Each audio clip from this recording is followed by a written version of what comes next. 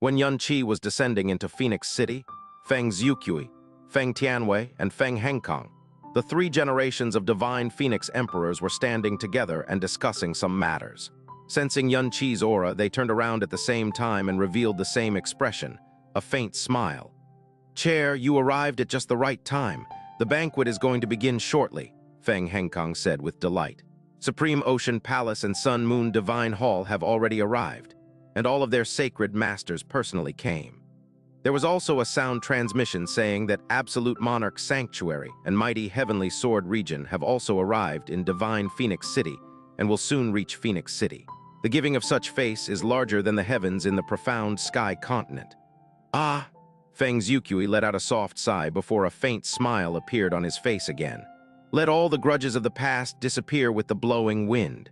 The future of our divine Phoenix sect lies with Zur, and her feelings for you run deep. I hope that you will treat her well in the future. I might not be able to make any promises regarding other matters, but I will never fail Zur," Yunqi replied seriously. "Phoenix Sect Master, where is Zur now?"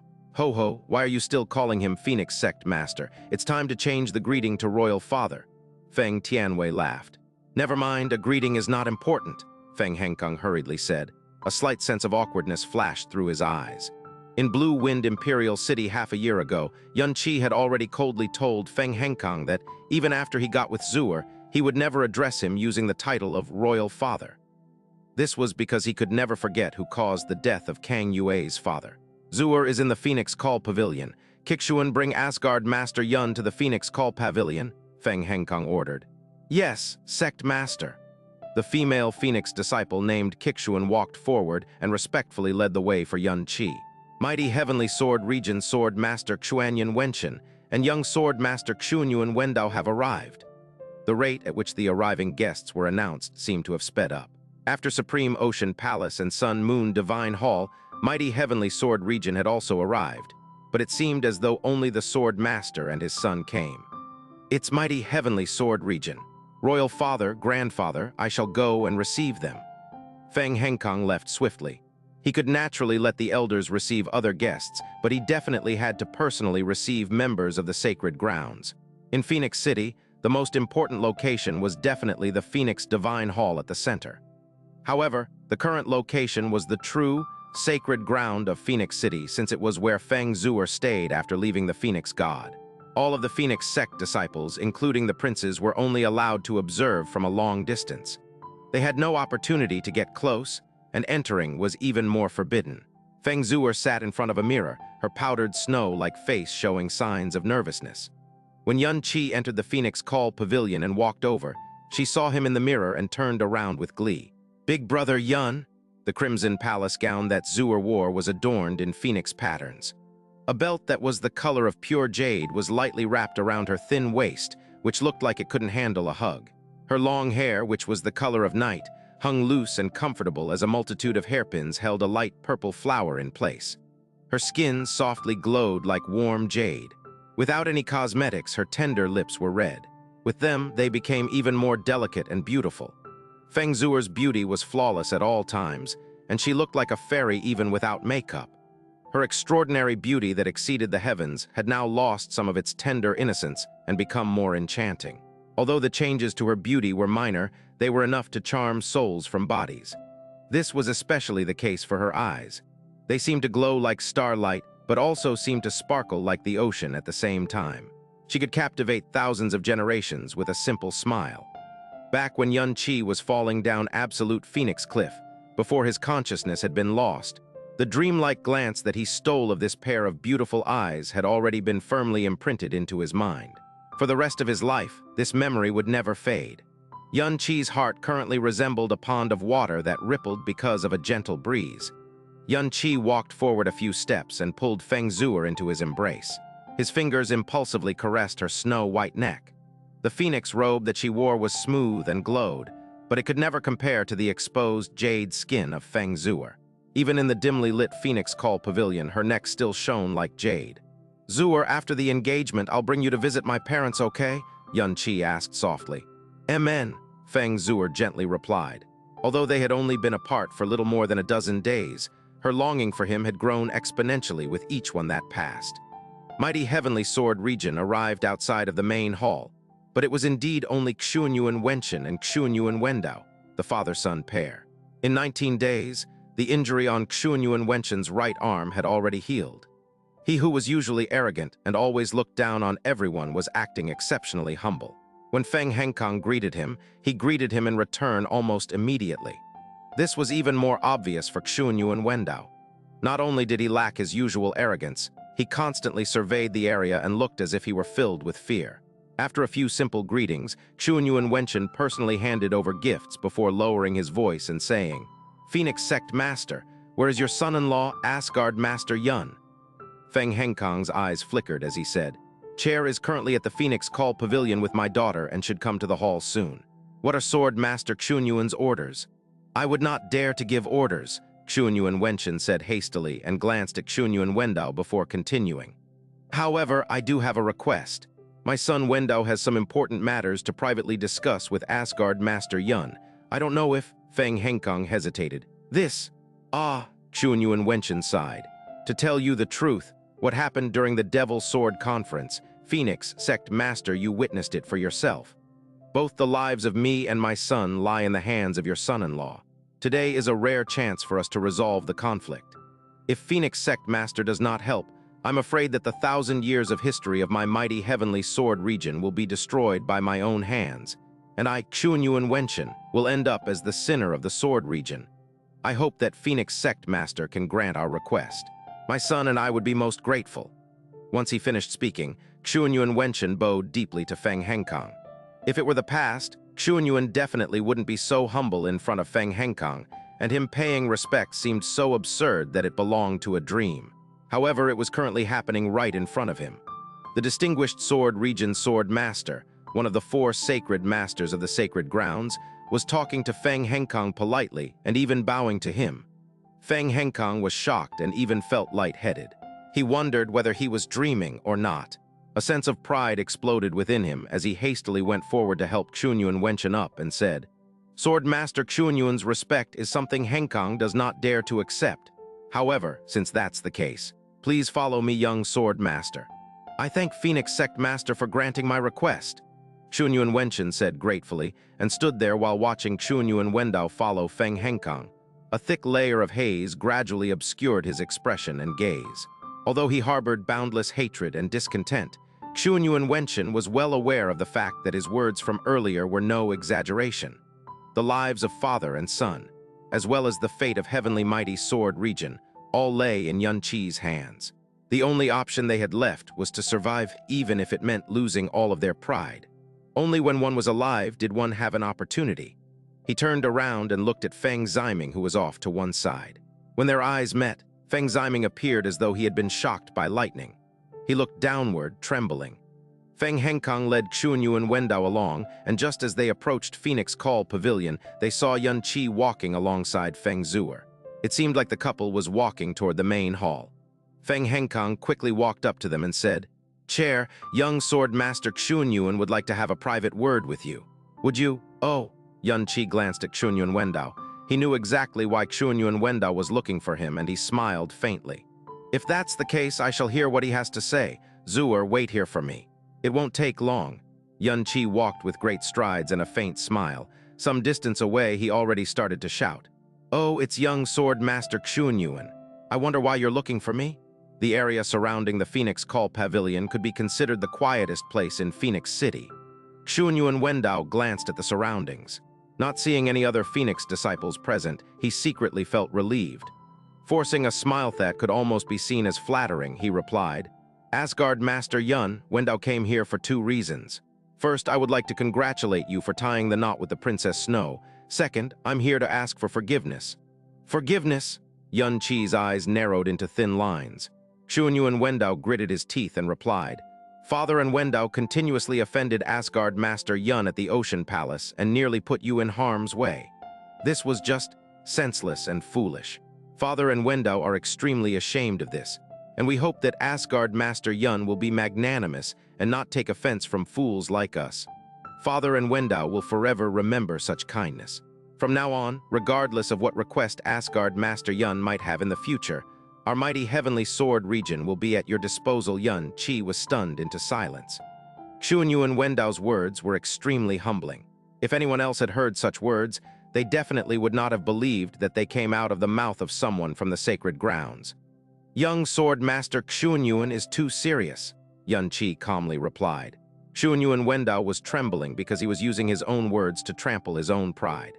Other than that day at Supreme Ocean Palace, Wendao and his father once offended, and even sinned against, Asgard Master Yun's family many years ago. Many years ago? Xia's eyebrows furrowed slightly, and his voice became much colder. Young Sword Master Xuanyuan, what do you mean? Why do I not understand? Although he did not reveal what he meant, Xuanyuan Wendao was certain that Xianxia already knew what he was talking about. He did not dare to actually explain it, instead lowering his head and patiently saying, Asgard Master Yun must have heard this phrase before. A living person is much more useful than a dead one. Although the deaths of me and my father might quell your anger, leaving us alive ensures that we can do more for you. Xianxia was silent. Wendao has finished saying what he wanted to say. He believes that, with Asgard Master Yun's intelligence and magnanimity, he must already have some thoughts to consider. Wendao shall not bother him any longer. In the future, if there is anything that Asgard Master Yun requires Wendao's assistance with, please let him know. Wendao will definitely do his best to satisfy Asgard Master Yun. Xuanyu and Wendao finished speaking, walked 2 steps backward, then hurried away with a bowed head. Xianxia stared at his back, his eyebrows knitted together slightly. The fact that Xuanyu and Wendao was afraid of death was something that Xianxia could ascertain from that day in the Ocean Palace's Sea God Arena. However, Xuanyu and Wendao's willingness to give in had not been at such a level. There must have been something behind Xuanyu and Wenxin's teachings. Big brother Yun, Feng Zuer walked over, gently held Xia's arm and giggled. You're amazing. Mighty Heavenly Sword Region's young sword master is actually so afraid in front of you. Although she hadn't been able to hear what Xuanyu and Wendao said, Zuer had clearly seen his submissive appearance. He isn't afraid of me. Xianxia shook his head and laughed. He's afraid of my master. As for me, I'm only relying on my master's might. You can praise me when I can actually rely on my own strength to make them bow down and let me step on them. He, Big Brother Yun, is extremely powerful, so that day definitely isn't far from now. Oh right, is Big Brother Yun's master coming today? Feng Zuer asked. Her feelings about today were like a phoenix flower that had just blossomed in a garden. Yes, but she likes quietness, so she probably won't make an appearance. Perhaps she might be secretly observing us from somewhere, Xianxia replied with a laugh. However, as he thought about the weird and unusual feeling he got from Jasmine today, it weighed heavily on his mind. As the time approached 9 in the morning, Xianxia and Feng Zuer walked toward the Phoenix main hall. Absolute Monarch Sanctuary, Saint Emperor Huenji Wuyu, Spiritual Master Bitter Agony, 9 Lamentations, Detached Heart, 7 Abstinence, Ancient Blue, a total of 14 distinguished guests. The people from Absolute Monarch Sanctuary had finally arrived as well, and their lineup was shocking. Among the 13 people that came, not only had the Saint Emperor personally appeared, all 12 spiritual masters also came, and the last person was Xia Yuanba. Even the elders of Absolute Monarch Sanctuary were not qualified to accompany him to this engagement banquet. Chinachu notice. I know I stated that I was going to China with Mamichu to visit Granichu and was hoping to return sometime June or so, but Mamichu struck again, pushing our flight to June 1st. My trip to China is also now extended from June to the middle of July. Due to this trip, the planned double daily month releases for men will now be even more delayed. They will still come out after my trip, though. Any regular chapters for every one of our series will still be coming out when I'm there. Men 7, ATG 7, SRTBD by Patreon. I will try my best to get them out according to schedule, but if any chapters are missed due to Chinachu problems, all of them will be made up when I get home. I know some people do not read the chapter posts in their haste to read the chapter, so I'll be leaving this message at the bottom of each chapter as a reminder. It was time. Guests filled the entire hall.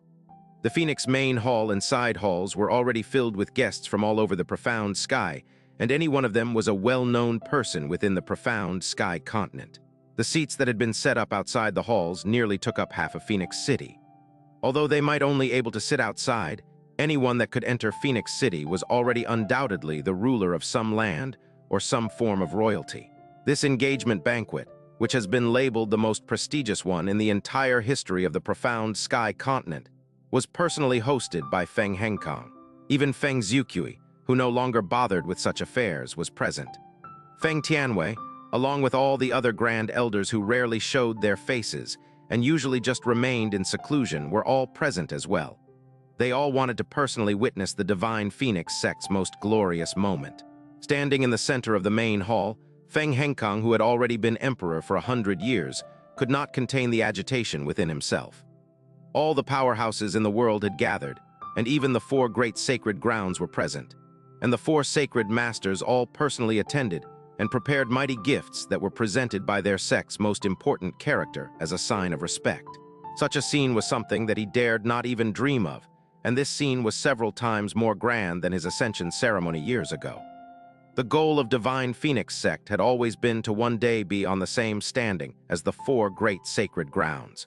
However, with the current state of Divine Phoenix sect, even if it were to safely maintain its progress, to achieve such a goal would require several thousand years of time. Furthermore, with the Phoenix God dead, Divine Phoenix sect had always been on the brink of danger. Their greatest wish had always been the full awakening of Xuer's powers. Today, the situation has drastically changed. A figure that could cause the 4 great sacred grounds to be scared out of their wits has appeared, and this individual was Xianxia's master. The status of Divine Phoenix sect had thus been elevated due to Xianxia's relationship with Princess Snow. The 4 great sacred grounds obviously did not come because of their Divine Phoenix sect. They had only came to please Xianxia. As long as their Divine Phoenix sect were to maintain their good relations with Xianxia, even if the truth with regards to the Phoenix God were exposed, they would have no reason to worry.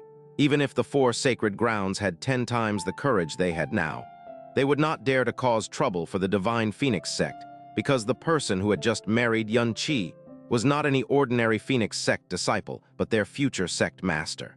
Feng Henkang heavily sighed with emotion in his heart. He used to constantly feel worry and pain regarding this matter between Feng Xuer and Xianxia. This was even his sole reason for developing killing intent towards Xianxia initially. In the end, he had no choice but to accept it due to Feng Xuer's persistence. Now, he learned that this was not a disaster for Divine Phoenix sect, but a blessing in disguise. The conflict they had in the past, even the grudge of the murdered sons, all paled in comparison. "Everyone," Feng Henkang said after looking up, his deep and authoritative voice spreading throughout every corner of Phoenix City by his profound energy. "Today is my daughter's 20th birthday, and it is also time to fulfill a promise made back then to help her decide on her marriage. For everyone to come all the way here for my daughter's matter, I, Feng Henkang, am grateful." Feng Henkang's tone changed swiftly as he calmly continued. "I, Feng Henkang, have 14 sons but only 1 daughter. I love her very much and treat her as my treasure. Xuer grew up beside the Phoenix God since she was young, and she is the first person in the entire history of my Divine Phoenix sect to have truly inherited the Phoenix God's legacy. She is my beloved daughter and also the future of my sect. Therefore, as Xuer's birth father and the Divine Phoenix sect master, I have never once thought of marrying her to a person outside of the sect. However, several years back, Xuer and Xianxia met alongside the Phoenix God, experienced woes together, and shared life and death together. Although my Divine Phoenix sect has several grudges with Xianxia, their relationship has never faltered, and instead grew stronger and stronger to the point that they would not even part in death. In the end, this became a chance to settle our grudges. Thinking about it this way, doesn't this marriage seem like it was arranged by the heavens?" Feng Henkang's words were both moving and ingenious. He turned around slightly and said with a smile, "Xuer, chair, hurry and come welcome the guests." Xianxia and Feng Xuer held hands, walked into the hall, and stood beside Feng Henkang. Xianxia was dressed casually, while Feng Xuer was dressed in the phoenix robe that she wore when she first met Xianxia.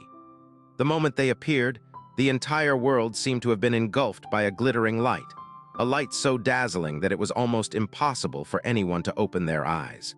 Because today's Feng Xuer did not wear her snow veil, and her face was completely exposed to everyone. The shine of her beauty seemed to suddenly cause everything in the world to lose its glow. People who had heard of Feng Xuer's name were plentiful, but only a very few had seen her actual appearance. They all stared dumbfoundedly at this beauty, who was said to be the most beautiful woman within the profound sky.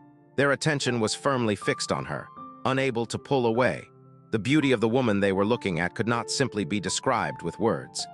Even the best painter in the world would not be able to replicate her beauty one bit, and even in their dreams, they would not be able to imagine such unparalleled beauty. Shocked, stunned, envious, and suffocated, no one that saw Feng Zuer's beauty would question that she was the #1 beauty in the entire profound sky continent. However, when they thought of Xianxia who was beside her, all their imaginations and jealousy had been exterminated at the same time. Several people snapped back to reality with great difficulty as they lowered their heads hastily and dared not look anymore, afraid that they might subconsciously lose control. As Feng Zuer's elder brother, even Feng Ziming rarely managed to see her without the veil.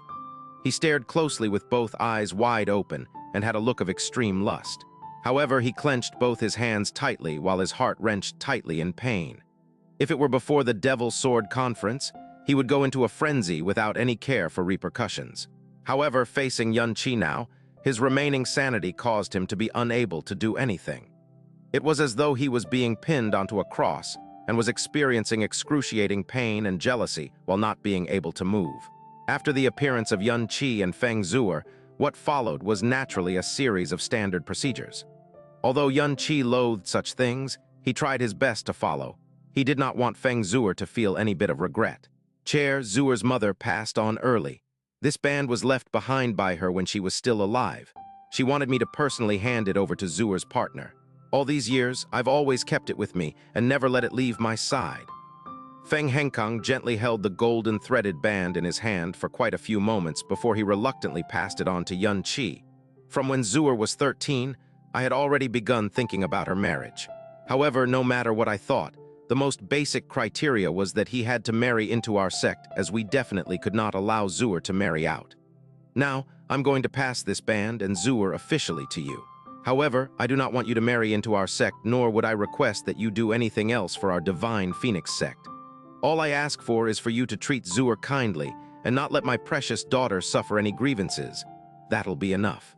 Zuer's deceased mother would undoubtedly feel assured as well. Feng Henkang organizing this engagement banquet that shook the heavens was indeed so that he could rely on Xianxia's strength to build the Divine Phoenix's might, as well as eliminating the huge danger that had always been present.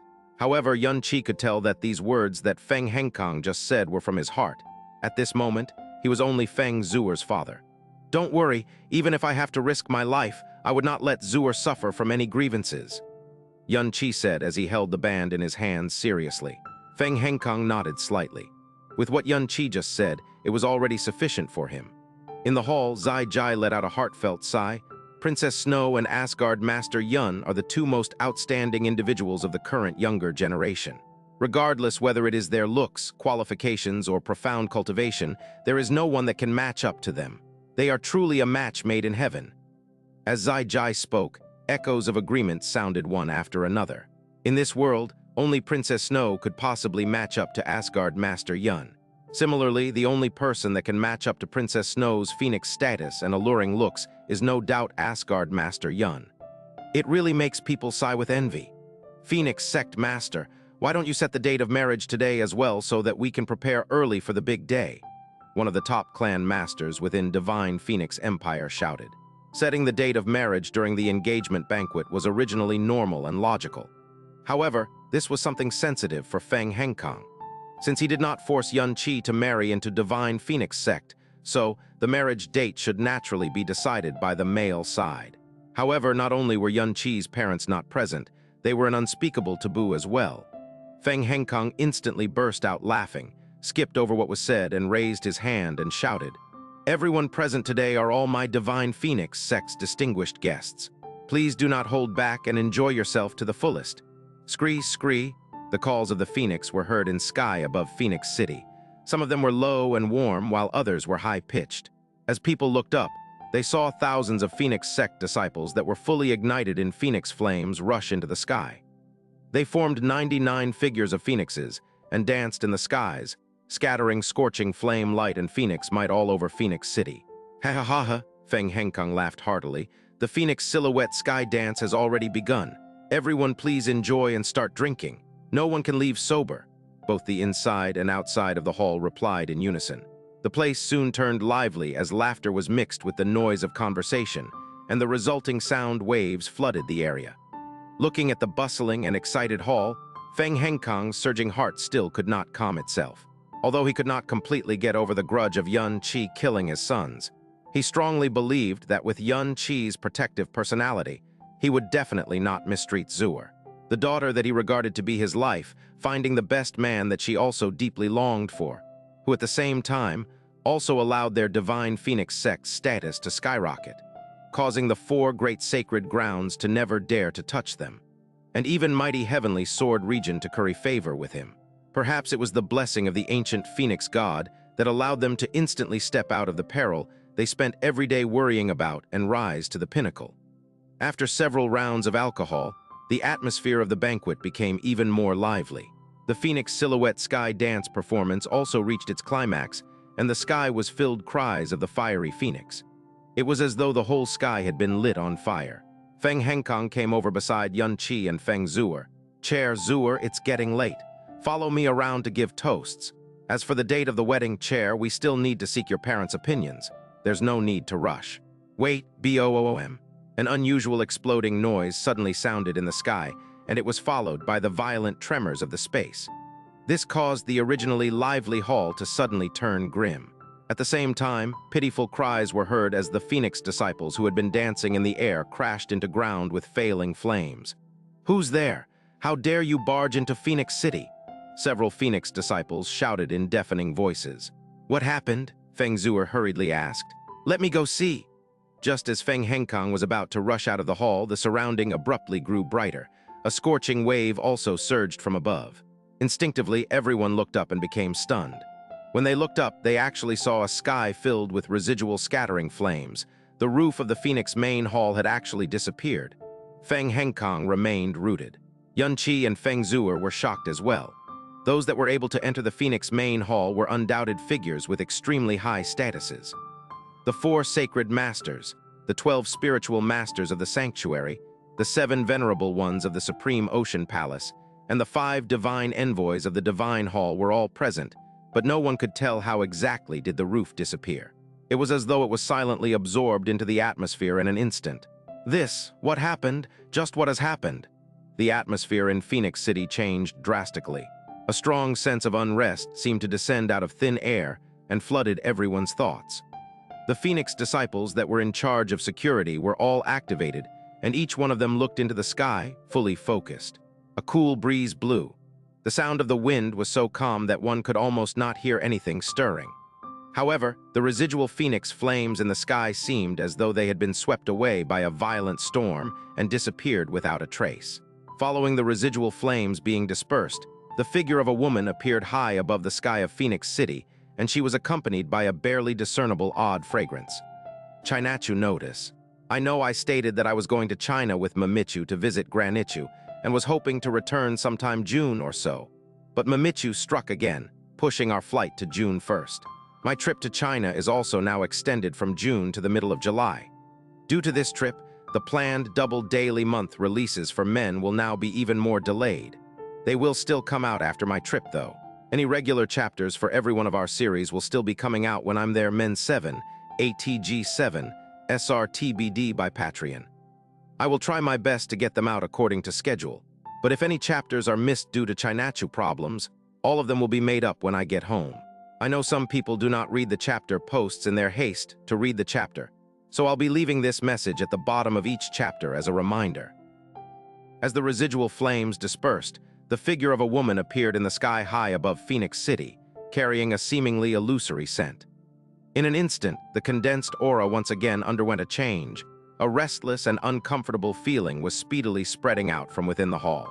Tens of thousands of eyes were staring straight at the female figure in the sky, turning languid as though their souls were being hooked. This was especially so among a few youths whose saliva was flowing out from the corners of their mouths, yet they did not know how to swallow it back. There were even some who had blood flowing out from their noses, yet they were completely unaware of it. The ascetic 12 spiritual masters of Absolute Monarch Sanctuary lowered their heads at seemingly the same time, and they constantly recited the mantra of clarity. However, they did not dare to raise their heads even after a long while. The woman in the sky had a tall figure and was even taller than the average male. She was dressed in a jade green silk gown which was seemingly translucent, and her coquettish jade body was rather discernible. The silk sleeves slipping over her arms and thighs were, however, completely transparent. Her pair of silky arms were smooth and crystal clear, while her shoulders glistened bright. Half wrapped in chiffon, the bosoms in front of her chest were enormous. Seemingly a large half of them were exposed, blatantly sandwiching a deep valley and the white luster they had led to people coveting and salivating for them. Under the jade-green silk gown, her two beautiful, slim, long legs were completely exposed. Their creaminess was to the extent where people could lose control, wanting to hug and lick them. Within the profound sky continent, even the brothel women did not dare to dress themselves this revealingly to seduce people, let alone a woman who cultivated the profound that could use the profound floating technique. Appearing above Phoenix City, her endlessly seductive body was being watched by countless experts, yet she had not a single change to her expression. With a flirtatious face and dark painted brows, her tiny, water hibiscus-like red lips revealed a faint smile. When comparing her facial appearance, she was far from the perfection and flawlessness of Feng Zhuer. However, her entire body was emitting a demonic charm capable of taking away the souls of men. Her pair of eyes especially looked as though they were carrying the water of autumn. When her gaze met the people below, it was as though she was secretly sending autumn ripples to the people, causing their hearts to go into ecstasy. With a mere glance, it was enough to fiercely arouse the men's most primitive desires. This was a completely foreign face. Not a single person had seen it once before. Furthermore, the initially tense atmosphere, following after the appearance of this woman, completely underwent a change. Xianxia regained his senses after being stunned for a short while, and at this moment, he suddenly realized that among most of the young, profound practitioners present, they had dull-looking eyes and their saliva were flowing straight off their lips. There were even some who had blood wildly pouring out from their noses. This caused his heart to suddenly skip a beat. To be capable of entering Phoenix City, these young, profound practitioners were definitely not just average people. No matter how charming a woman could be, a mere glance of her should not have led them into making such unsightly displays of themselves in this large hall and audience. This was clearly soul suppression. However, he did not sense any profound aura or ripples of soul energy emitting out from the woman in the sky. This meant that this was completely caused by this mysterious woman's most natural, most normal state.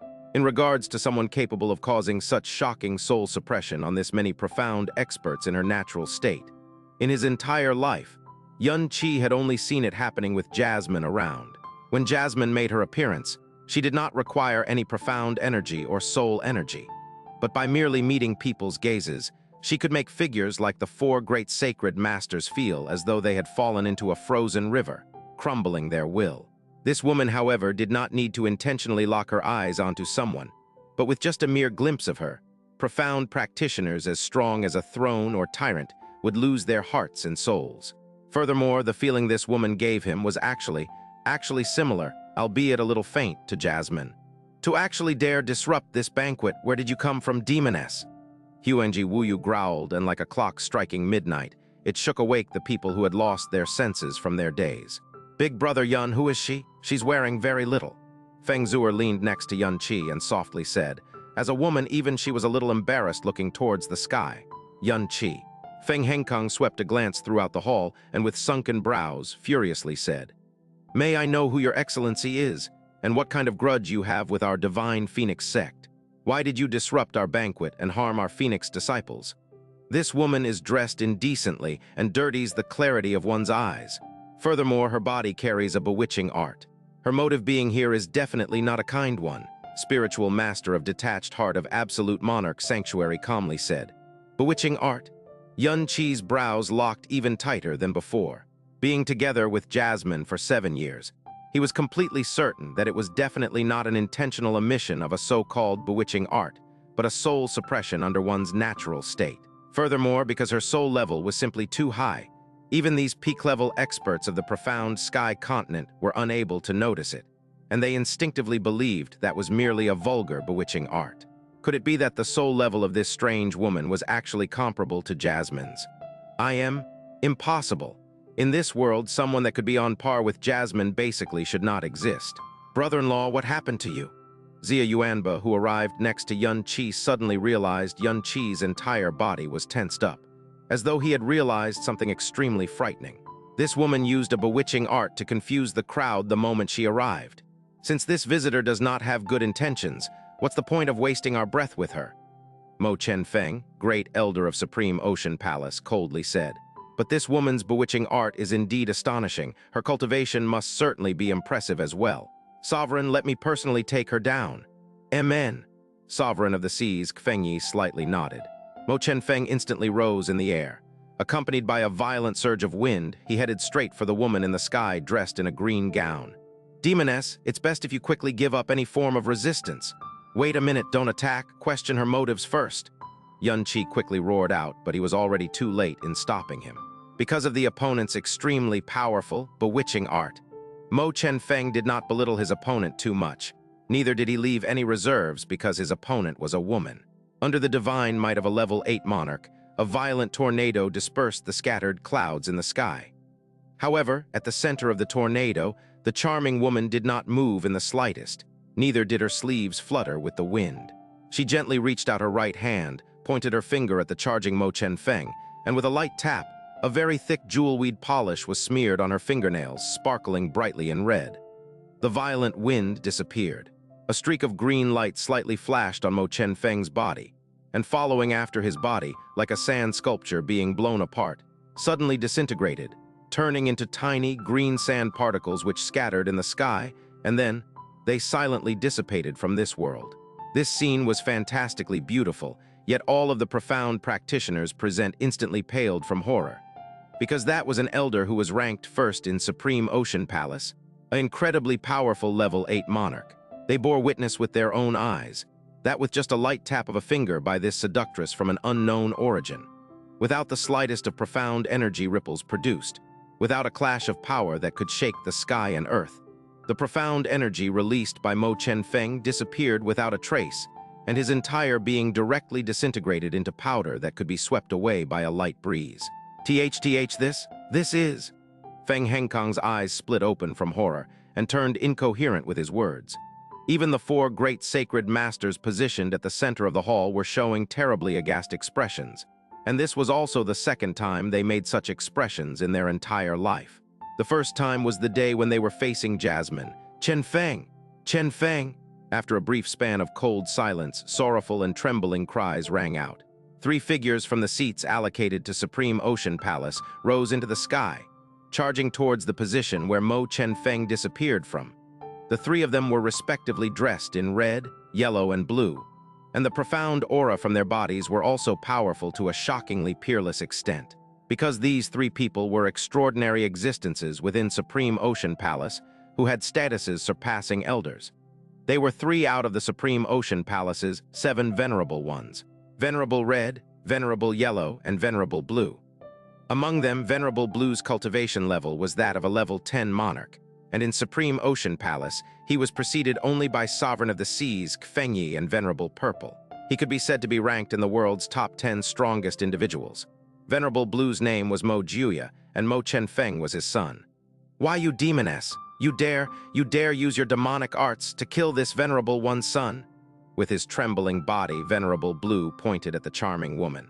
Facing the 3 Venerable Ones who were enveloped with anger, the charming woman's tender body shrank back, as though she was feeling aggrieved. Uncle, this servant don't follow your words. When her voice left her lips, everyone instantly felt a numbing sensation in their bodies, and even their bones had softened in an instant. Yunqi was no exception as well. Her voice was delicate like a young girl's, yet at the same time, it carried the suave and indolence of a mature woman. In between, it even carried a seductive feeling that could seep into one's bones. With just a few words, the hearts of those who heard them shook, and they felt as though their souls were about to escape their bodies, heading to where that voice came from. Yunqi had heard too many bewitching voices, however. Never had he encountered one that was bewitching to this extent, where the voice could numb one's soul just by reciting a few short syllables. This servant is here to find a person, and I have not accidentally killed anyone. However, you people wanted to fight and kill the moment this servant made her appearance, yet now you're trying to blame this servant instead. For so many big men bully this little girl, it's so shameless. After these words were spoken, the people below were barely able to stand stably due to the numbness in their bodies. "Elder brother, do not waste your breath with this demoness. Just kill her." Venerable Red's eyes were flushed red, and as he growled, a jade-blue broadsword appeared in his hands in a flash, and with a light swing, it brought about disorderly ripples in space. Venerable Blue and Venerable Yellow closely followed behind as well. Overwhelmed with grief and anger, the three great Venerable Ones attacked at the same time, and this first attack of theirs was a killing move without any openings to escape from. "Step back!" Fengyi and Zai Jai paled from shock, and they roared out at the same time. Someone that could kill Mo Chen Feng in an instant was basically a terrifying existence that surpassed the understanding of anyone in the profound sky continent. Though they were the Ocean Palace's Venerable Ones who stood at the highest peak of the profound sky continent, there was still a grave possibility: splurt. No one clearly saw what happened. They merely heard a light ringing, and the violent tornado of profound energy, along with the spatial chaos that filled the sky that was brought upon by the three Venerable Ones, had completely disappeared. All three of the Venerable Ones' chests were struck with a glowing green substance. The three Venerable Ones' eyes widened to the extreme, and their expressions were completely frozen. In the next moment, their faces, their entire bodies, and even the robes they were wearing and the swords in their hands had turned jade green. Then, like three lifeless stone sculptures, they smashed downwards from the sky above. Venerable Ones, everyone, especially the people from Supreme Ocean Palace, had all turned dumbstruck. Looking at the three bodies that were falling from the sky, a few elders of Supreme Ocean Palace unconsciously wanted to catch them. Immediately after, Xianxia's explosive roar rang in their ears. "Don't touch them!" The Ocean Palace's elders froze and unconsciously stopped their feet. Boom! The three jade-green bodies smashed onto the ground at the same time, and at the instant they landed, the bodies which should have possessed a monarch's profound protective aura and should have been 100 times sturdier than jade, shattered into pieces like limestones. The blood flowing out was jade-green in color, and wherever the blood flowed, the profound jade floor would quickly sink. The faces of the few Ocean Palace's elders paled from this terrifying sight as they retreated in a panic. "It's poison, an extremely terrifying poison," Yunqi muttered softly. His right hand tightly grasped onto Feng Zuer's arm, and Feng Zuer's face had long lost its color from this horrifying scene. "Hey, the charming woman let out a tender and frail laugh. "You can't blame this servant for this now. It was them who first wanted to bully this servant." This time, however, there was no longer anyone being dazed by lust because their hearts had already been covered with immense fear, and only endless dread and cold remained, disintegrating Mo Chen Feng in an instant, and then eliminating three Supreme Ocean Palace's Venerable Ones in an instant. This scene, which was even more terrifying and absurd than a dream itself, was something they had just experienced several days ago. Just what was going on with this world? The four great sacred grounds were clearly the largest power in the world. The four great sacred grounds were the overlords which could not be opposed by anyone in the world. However, the red-clothed young girl that appeared 19 days ago instantly killed the three sword attendants and stepped on the four great sacred masters as though they were mere ants, silencing the four great sacred grounds. A person like that, throughout the entire history of the profound sky continent, had never once appeared before. The appearance of a single one was already extremely abnormal. Now, only a few days had passed, yet another person that could instantly kill the three Venerable Ones appeared. Feng Henkong's pupils shrank, and the demeanor he had earlier disappeared without a trace. A heavy sense of fear was also wildly spreading throughout Phoenix City. At this moment, the terrifying, charming woman in the sky suddenly disappeared. A green light flashed in front of Yunqi's eyes, and a flirtatious face appeared before his eyes. Her face was close to the point where it could be reached by a stretched hand, carrying a strangely nice-smelling, illusory scent. That terrifying woman in a green gown actually appeared before their eyes. Feng Zuer and Xia Yuanba yelled out in surprise at the same time, while Feng Henkong and the rest who were in the vicinity had even paled from shock, as they frantically retreated like they were being electrocuted. Yunqi was shocked to the core, but before he could retreat, a hand with especially slender and long fingers had already lightly pinched on the button in front of her chest. The jewelweed polish smeared above her fingernails emitted out a mysterious floral scent. However, other than that, his profound energy was not sealed, and the charming woman's hand did not release any form of energy. But he did not dare to move. He was very certain that, with the strength she possessed that could instantly kill the three Venerable Ones, if she wanted to kill him, an instant was all she needed. Big brother Yun?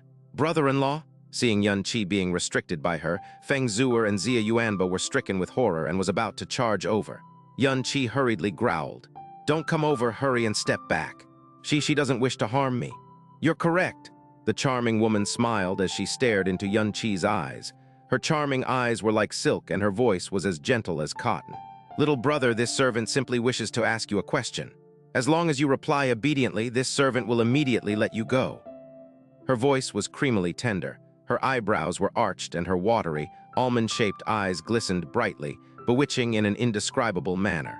She did not look like she was taking Yun Qi hostage in the slightest.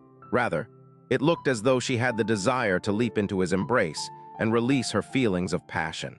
What do you want to ask? Yun Qi did his best to calm his heart down. Tell this servant. The charming woman's face slowly closed in. Where is Princess Jasmine right now? Yun Qi's pupils suddenly shrank, but right after he determinedly said, Princess Jasmine, what are you talking about? I don't understand very well. The corner of the charming woman's lips lightly arched upwards, her pair of charming eyes slightly narrowed as well. The light in her eyes turned coquettish and dangerous. Little brother, it's bad to lie, you know. Your body carries her scent, you know. Release him. A heart-piercing, chilling voice suddenly sounded from the back, causing the surrounding temperatures to instantly plummet. Yun Qi's pupils shook, and he subconsciously called out, Jasmine! The charming woman slowly turned around and looked towards the young girl in red dress who was walking out from the spatial rift at the back. Within her beautiful eyes that flowing with green radiance, a strange, dazzling light flashed past. Then she faintly smiled. Your Highness, this servant finally managed to find you. I don't want to say it a third time, release him. Jasmine's face, eyes, and voice did not carry even the slightest of emotion. Hey, the charming woman let out a tender laugh. No wonder this little brother has your Highness sent. Your Highness, don't be nervous. Such a handsome little brother, even if your Highness orders this servant to kill him, this servant cannot bear to do it. The charming woman lightly tapped her finger, and Yun Qi instantly staggered back, leaning into Feng Zuer's embrace. Jasmine, Yun Qi worriedly shouted. However, he basically did not know what he should and could do in the situation before his eyes. It's been 7 years. Seeing that your Highness is still safe and sound, this servant feels boundless joy from the depths of her heart. Even when facing Jasmine, the charming eyes of the charming woman were still like silk, and her smile looked as though it carried 100 blooming flowers. It's been 7 years, yet you're still so loathsome. Compared to her flirtatiousness, Jasmine's voice was as cold as a frozen spring. Slowly, she muttered the other party's name. Moonflower. People who had heard of the 12 star gods of Star God Realm would be aware of the two most frightening existences that could strike them with terror just by conversing about them. Among the two was the heavenly poison star god, and presently standing in front of Jasmine was this woman who was seemingly born to bewitch men, the heavenly poison star god who carried the title Moonflower of Hell. Moonflower. Presently, everyone who was looking at her would merely see that she possessed charm that could bewitch the entire world, but only Jasmine was fully aware that the phrase, if glamour is like peaches and plums, then poison is like snakes and scorpions, could be fully exemplified by this woman. Xianxia notice. I know I stated that I was going to China with Mamichu to visit Granichu and was hoping to return sometime June or so, but Mamichu struck again, pushing our flight to June 1st. My trip to China is also now extended from June to the middle of July. Due to this trip, the planned double daily month releases for men will now be even more delayed. They will still come out after my trip, though. Any regular chapters for every one of our series will still be coming out when I'm there. Men 7, ATG 7, SRTBD by Patreon. I will try my best to get them out according to schedule, but if any chapters are missed due to Xianxia problems, all of them will be made up when I get home.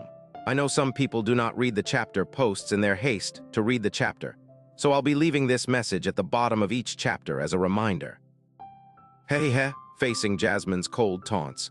Not only did Moonflower not become angry, she instead smiled tenderly and narrowed her charming eyes at Yun Qi for a moment.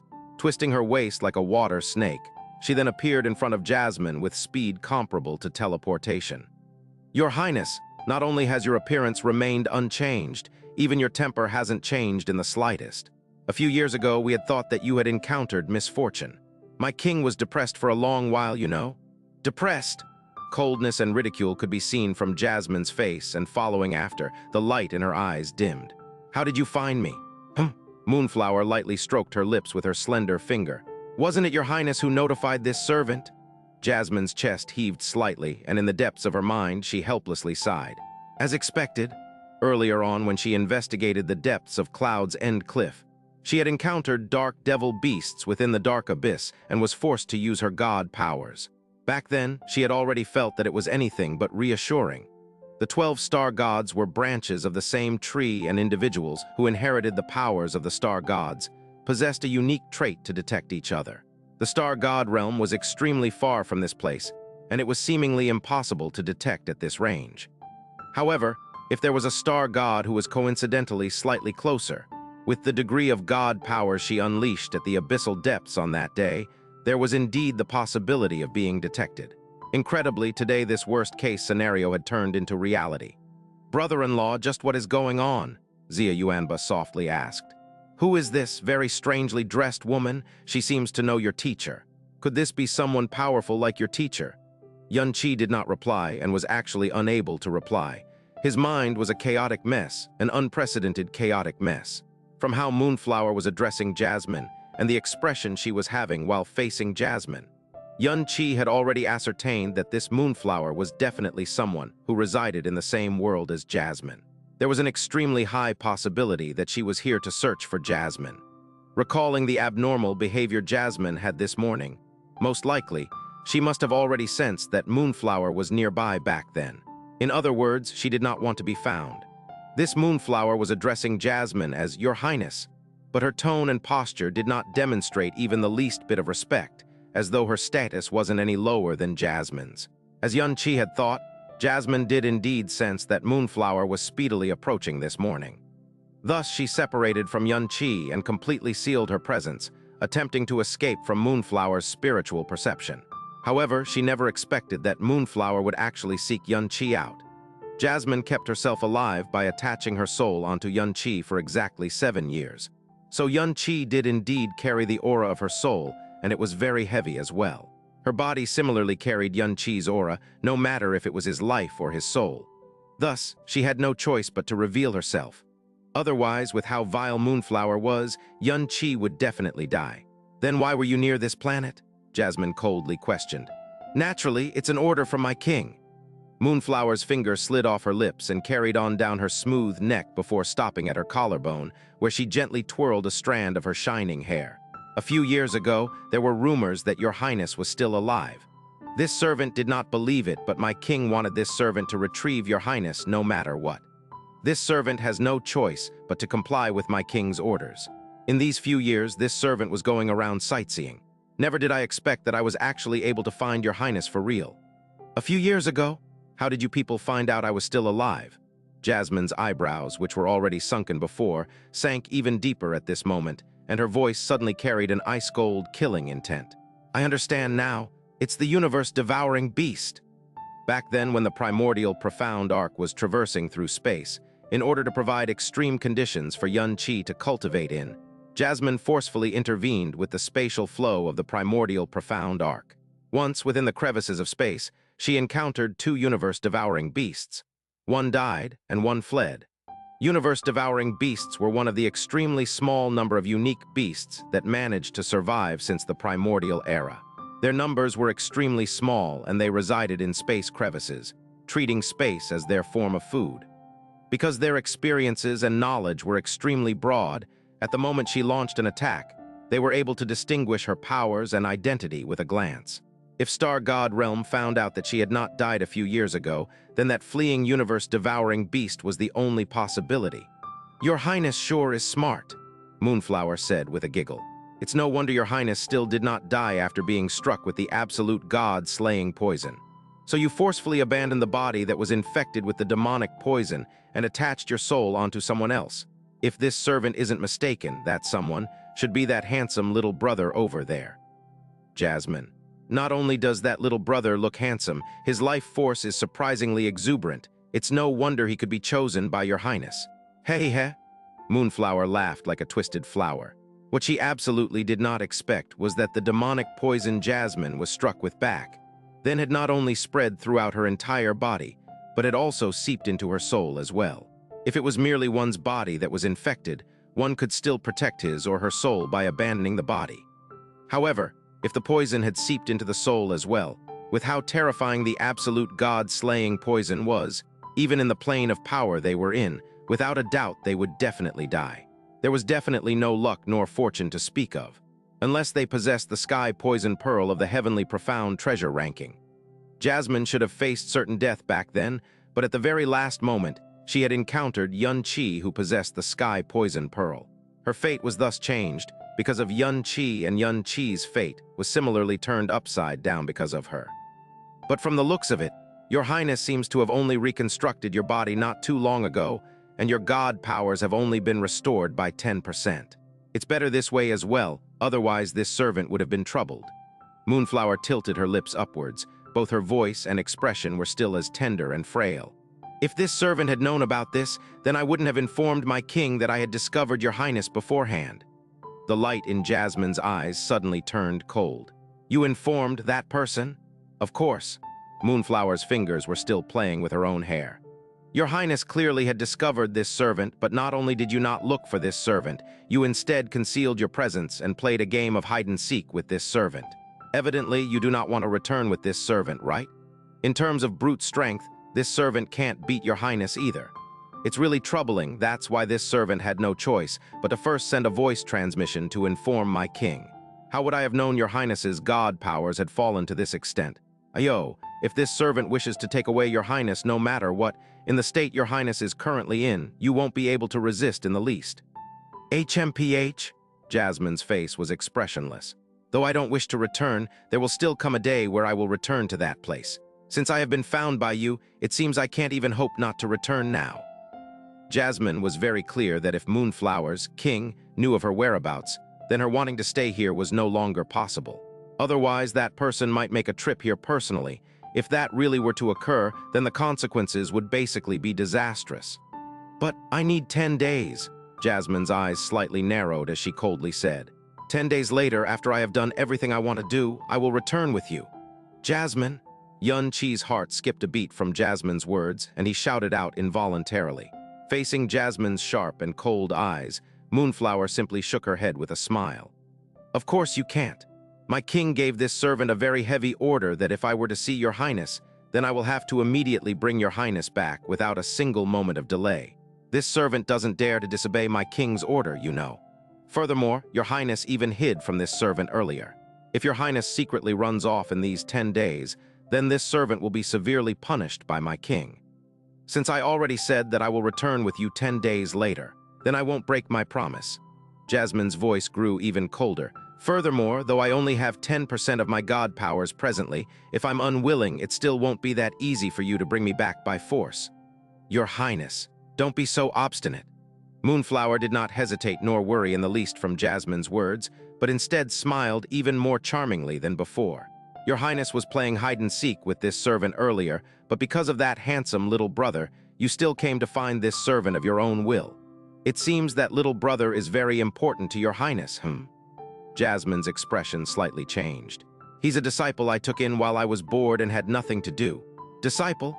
Oh, this servant sure is shocked. With your highness's personality, you're actually interested in taking on a disciple as well. Moonflower's charming eyes narrowed into slits, and the smiling intent carried in the corner of her lips grew even more eloquent. If your highness insists on not returning immediately, this servant will indeed be troubled. But if my king finds out that your highness is unwilling to return home because of a certain someone in this low-level planet, this servant wonders what will happen. You dare threaten me. Also, I have a piece of good news that I must definitely inform your highness immediately, Moonflower said with a gleeful smile. The new inheritor of the Sky Wolf Star God has already appeared. Sky Wolf Star God? Jasmine suddenly raised her head. Who is it? Sky Wolf Star God was the star god power her brother inherited back then, so she had some special feelings towards the power of the Sky Wolf Star God. A star god powers definitely could not be inherited by just anyone. There were extremely high requirements for the inheritors. Aptitude, physique, compatibility, none of these three did not carry extreme requirements. After a generation of star god had fallen, finding the next suitable inheritor would usually require several hundred or even several thousand years. Presently, it had only been less than 10 years since her brother had fallen, yet a new inheritor had already appeared in such a short span of time. That person is, Moonflower's face revealed a mysterious smile. Princess Xianxia? Jasmine's body suddenly shook as though she was struck by lightning. What did you say?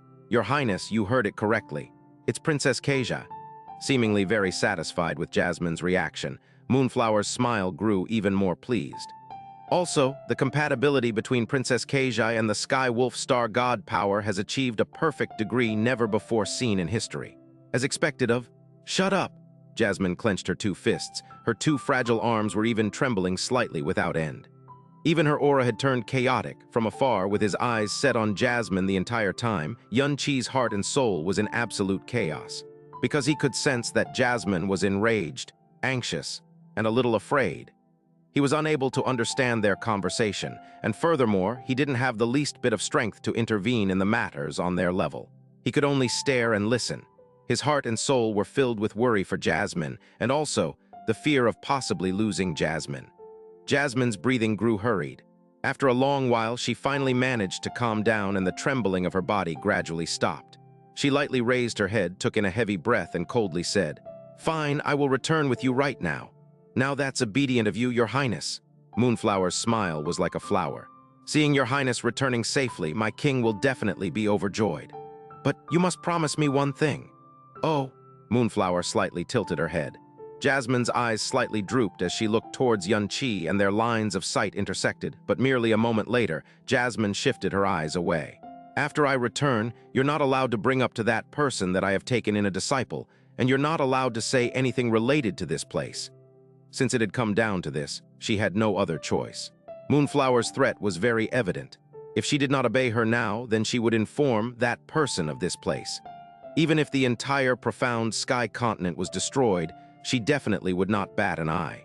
But Xianxia, Moonflower lightly smiled in a tamed manner, as though she was not the least bit surprised by Jasmine's request.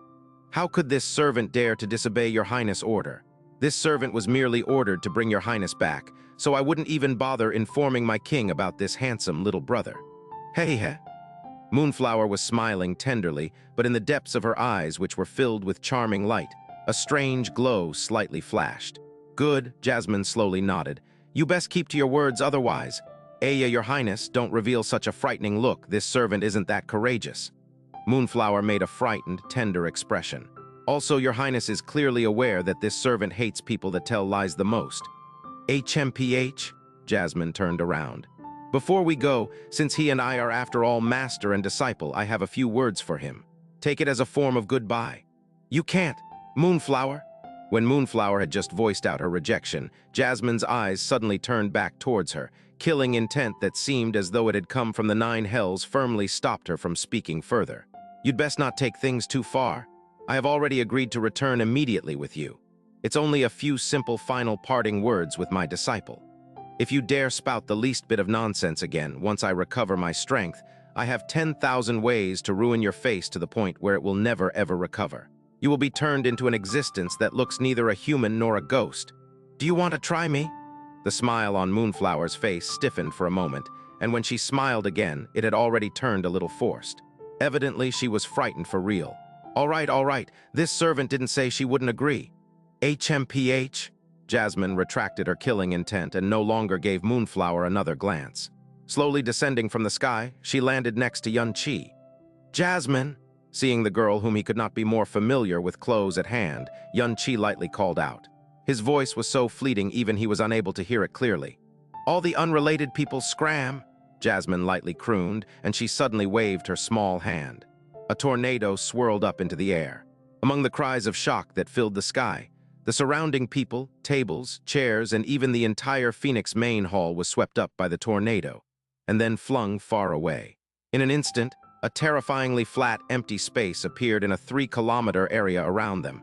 Not a single human shadow or bit of debris could be seen.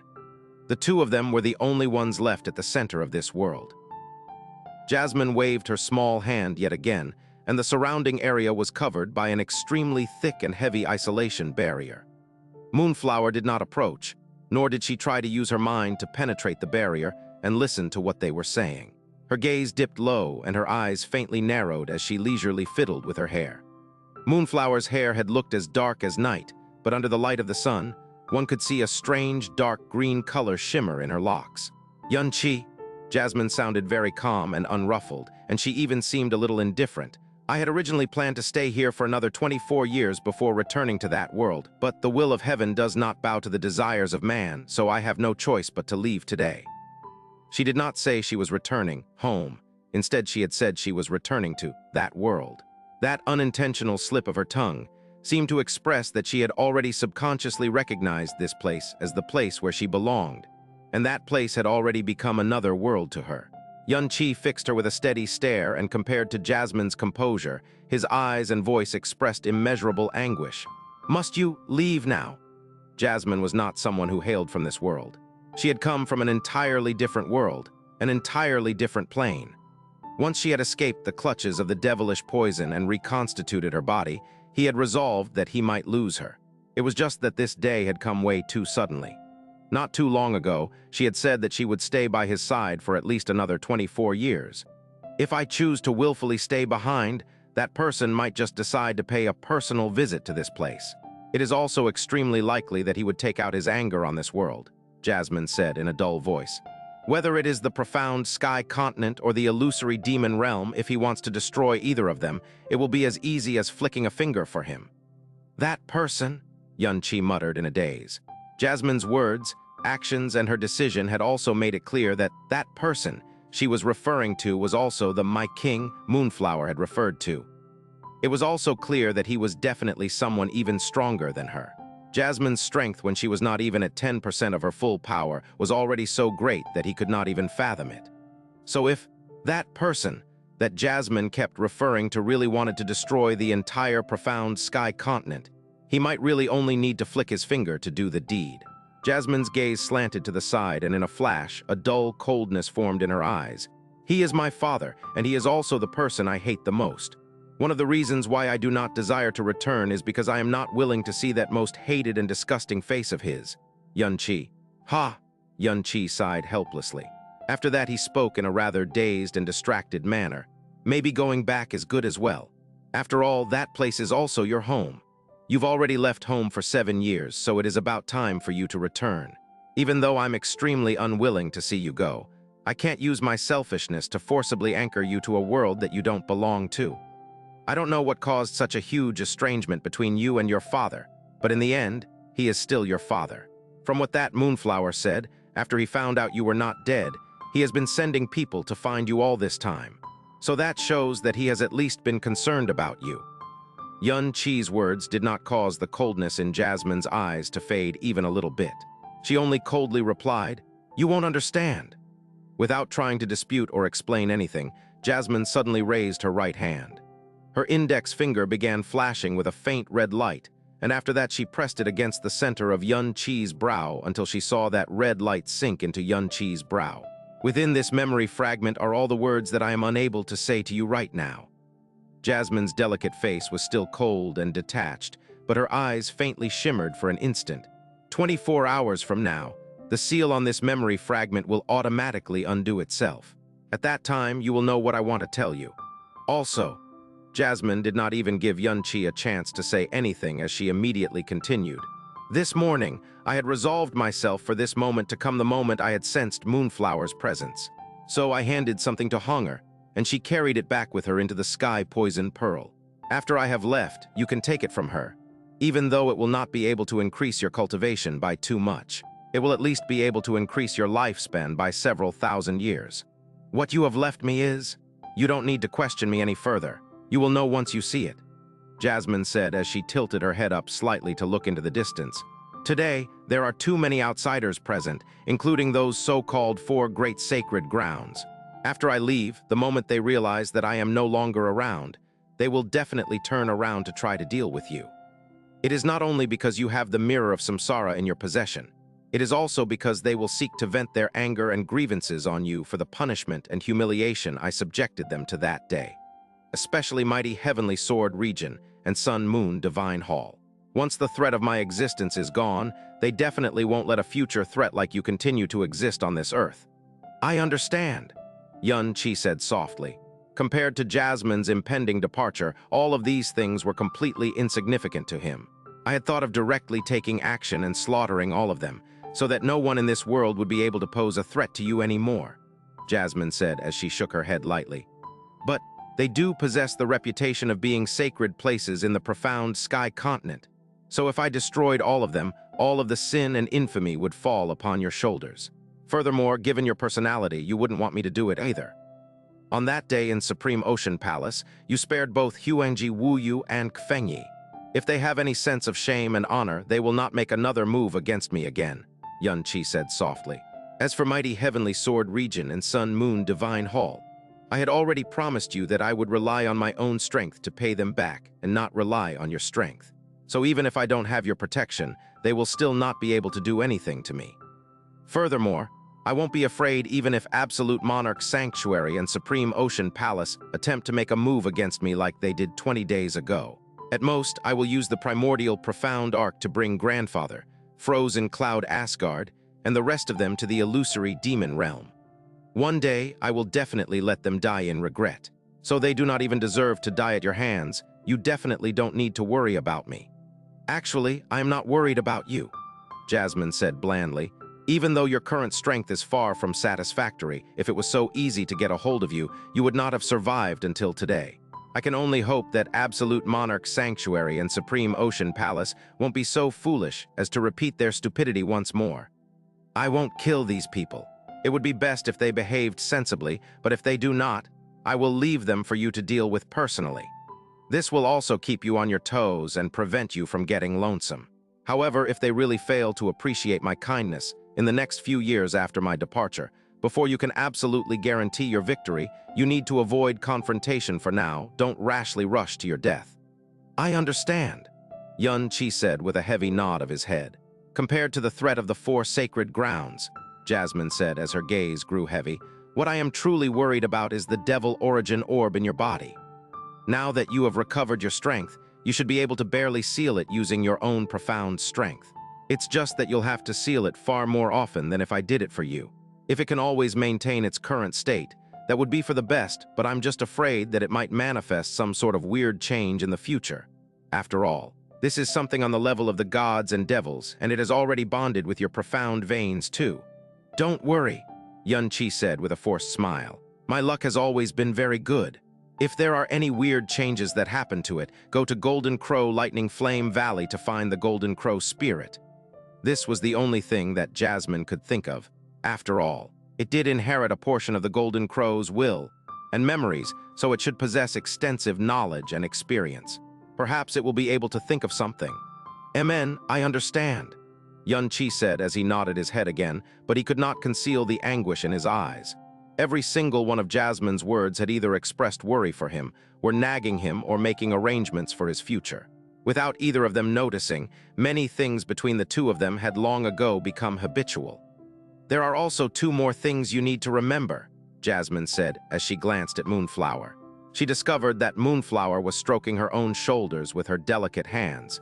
It was as if she was leisurely appreciating her own beauty, and she was not even paying any attention to them. The first thing is that you need to treat Honger well. Even though she may throw tantrums, act willfully, and stage little acts of rebellion from time to time, her heart is pure and she is especially devoted to you. After I leave, you will be the only person left in her world, so you definitely mustn't bully her. Yes, I will treat her well furthermore, Xianxia said with a smile that took great effort. I also wouldn't dare to bully her. The second thing is the thing that you promised me before. You must never ever try to explore the depths of Cloud's End Cliff. Don't you worry, I definitely won't go anywhere near that place, Xianxia said with a light nod of his head. You said before that the primordial profound arc only has enough power for me to make one trip to and from the Azure Cloud continent. After I go there, I will bring Linger back with me. Other than Linger, there is nothing else I care about or miss in the Azure Cloud continent. After that, I may never ever return to that place. MNN. Jasmine gave a soft hum of acknowledgement before turning around. Xianxia, this is goodbye. Bang. The isolation barrier shattered and Jasmine slowly floated into the sky, flying towards where Moonflower was. Jasmine! Xianxia moved forward just a step before he rigidly stopped himself. He yelled in a voice that was filled with boundless emotion and determination. You can go back with no worries, because one day I will come and find you. In order to see you again, I won't slack off even for a single day. We will definitely meet again. Jasmine stopped in midair, not moving for a long time. After that, she turned around to face Xianxia, but her expression was not agitated or emotional. Instead, it was filled with an icy coldness that froze Xianxia's very soul. Xianxia, in the end, we were still master and disciple. Jasmine's eyes were filled with a detached coldness that caused Xianxia's breath to catch in his throat. If you still respect me as your master, you need to promise me one last thing. Jasmine's eyes caused Xianxia to feel deeply puzzled and uneasy. He could only give a light nod of his head. No matter what it is, as long as you say the word, I will make that promise. Good, Jasmine said with an imperceptible nod of her head, her voice cold and heartless. I want you to immediately vow that you will never ever step into the realm of the gods. Oh ho! Moonflower's gaze shifted to the side, her fingers still lightly stroking the long hair that fell upon her shoulders. A mildly interested look on her face. Xianxia was completely stunned. After that, he asked in a dazed voice, why? Because that isn't a place that you should go to, Jasmine said coldly. Given your innate talent, comprehension ability, and all of the things in your possession, you will be completely unrivaled in this world. You will be able to lord over it all your entire life, and you will also have peace and safety for your entire life. There will no one who will be able to threaten you or the people you want to protect. This was also the reason why you chased after profound strength at first. It was also the original reason for you choosing the heavy sword. But if you do come to the realm of the gods, you will only be a lowly weakling. Any random person will easily be able to consign you to a dog's death. I want to go there to see you again. It is not to cultivate an even higher level of world cultivation, nor is it to brave any dangers. Xianxia yelled in a loud voice. Look for me? Why would you want to look for me? Jasmine's eyes slanted to the side, but her voice still remained cold and heartless. After I leave, you still have hunger to accompany you at all times. You still have relatives, friends, and many women by your side. Without me, what difference will it make? It will definitely be different. Jasmine, you are... Don't waste your breath, Jasmine interjected as she turned around once more. It looks like you have no desire to promise me this one thing. We have been master and disciple for this long, but you aren't even willing to listen to the last thing I have to say to you. This has truly caused me extreme disappointment. HMPH. Fine then, I'll leave it to you. Given your innate potential, perhaps you will indeed have the strength to go to the realm of the gods in a few hundred or even 1,000 years. But even though you will be able to enter the realm of the gods, you will definitely not be able to find me. Covering all the possibilities, even if the most unexpected thing does happen and you are truly able to find me, I will also definitely not meet you. When all's said and done, you are merely an unexpected companion that I met, and I am also the same thing to you. The destiny that you and I share has already been stretched to its very limit. Do not continue imagining that your feelings are being reciprocated. As her heartless words fell, Jasmine's figure blurred and she instantly shifted to Moonflower's side as she coldly said, Moonflower, let's go? Rip. The space had been torn apart, Jasmine's figure completely disappearing in that instant. Ya. Moonflower's hand finally fell from her hair as she looked at the dazed Xianxia, who seemed as if he had lost his soul. The moment her fingers left her hair, a strand of it gently fell from the tip of her finger as it lightly floated towards the ground below. A faint wind blew and sand and dust stirred in the air, but that falling strand of hair did not budge even an inch as it faintly flashed with a strange, gloomy green shimmer. See you around, little brother, Moonflower said as she cast a heavy and amorous gaze at Xianxia. But after that, she said something that was immeasurably strange and weird. In order to thank you for taking care of Her Highness for all these years, this servant has specially prepared a small gift for you, okay? You better enjoy it. Hey. With a bewitching and seductive laugh, Moonflower's voice vanished into thin air like a light and airy fog. Space distorted, and Jasmine's silhouette appeared above the profound sky southern ocean. The blue ocean was vast as the sky, and Jasmine was till as she floated in the air. Her ice-cold, heartless eyes were quickly melting. They melted until only a layer of mist that hindered her vision of the whole world remained. Suddenly, it was an eternal farewell. All of this was too sudden for Xianxia, but it was the same for her as well. To Xianxia, there was only the heart-wrenching pain of separation, but to her, there was also indescribable helplessness and pain. This is good as well, in a world without Xianxia. She muttered softly, the current him can still grow swiftly without me. In a few short years, he will be able to exact revenge personally and fulfill his own wish. There's no one else in this world that can threaten him or disobey him. He will miss me, and might even feel sad, but he has loving parents, so many friends, so many women in a short while. He will slowly forget about me. Jasmine slowly closed her eyes, her hands still placed on top of her chest, unable to pull them away because it was far too suffocating. In her life, this was the third time she felt this way. The first was the passing of her mother. The second was falling of her brother. The third, a warm feeling filled the corners of her eyes and mouth at the same time. She instinctively stretched her hand and touched it. It was tears at her eyes and blood at the corner of her mouth, because they would never be able to meet ever again. Those 7 years had been like a dream. She slowly pulled her hands together and she muttered while out of sorts, "So, this is my life's biggest trial." The sound of the sky's shrieking echoed from behind, and it was soon followed by the delicate and gentle voice of Moonflower. "Your Highness, do you wish to look at the scenery here a bit longer before we leave?" "Not interested." Jasmine's eyes turned cold instantly. Without even turning back, she glanced at her and said, "Remember what you promised me. Otherwise, I'll do what I said." "Your Highness only knows how to scare this servant." Moonflower replied, half afraid and half begrudgingly. "After this servant brings your Highness home, she definitely will not talk about that handsome little brother to my king. If she lies, this servant would let your Highness punish her however she wants." "HMPH, let's go." Jasmine's body flashed, and she once again disappeared into the air before Moonflower. She always had her back facing Moonflower, so she did not see the crafty glow that was shining in Moonflower's eyes as she spoke. The most central hall of Phoenix City had been completely destroyed. This end to the engagement banquet, which gathered all the major sects, powerhouses, imperial families, and visiting clans, was not something anyone had expected. Jasmine had already left, but Yun Qi still remained standing there.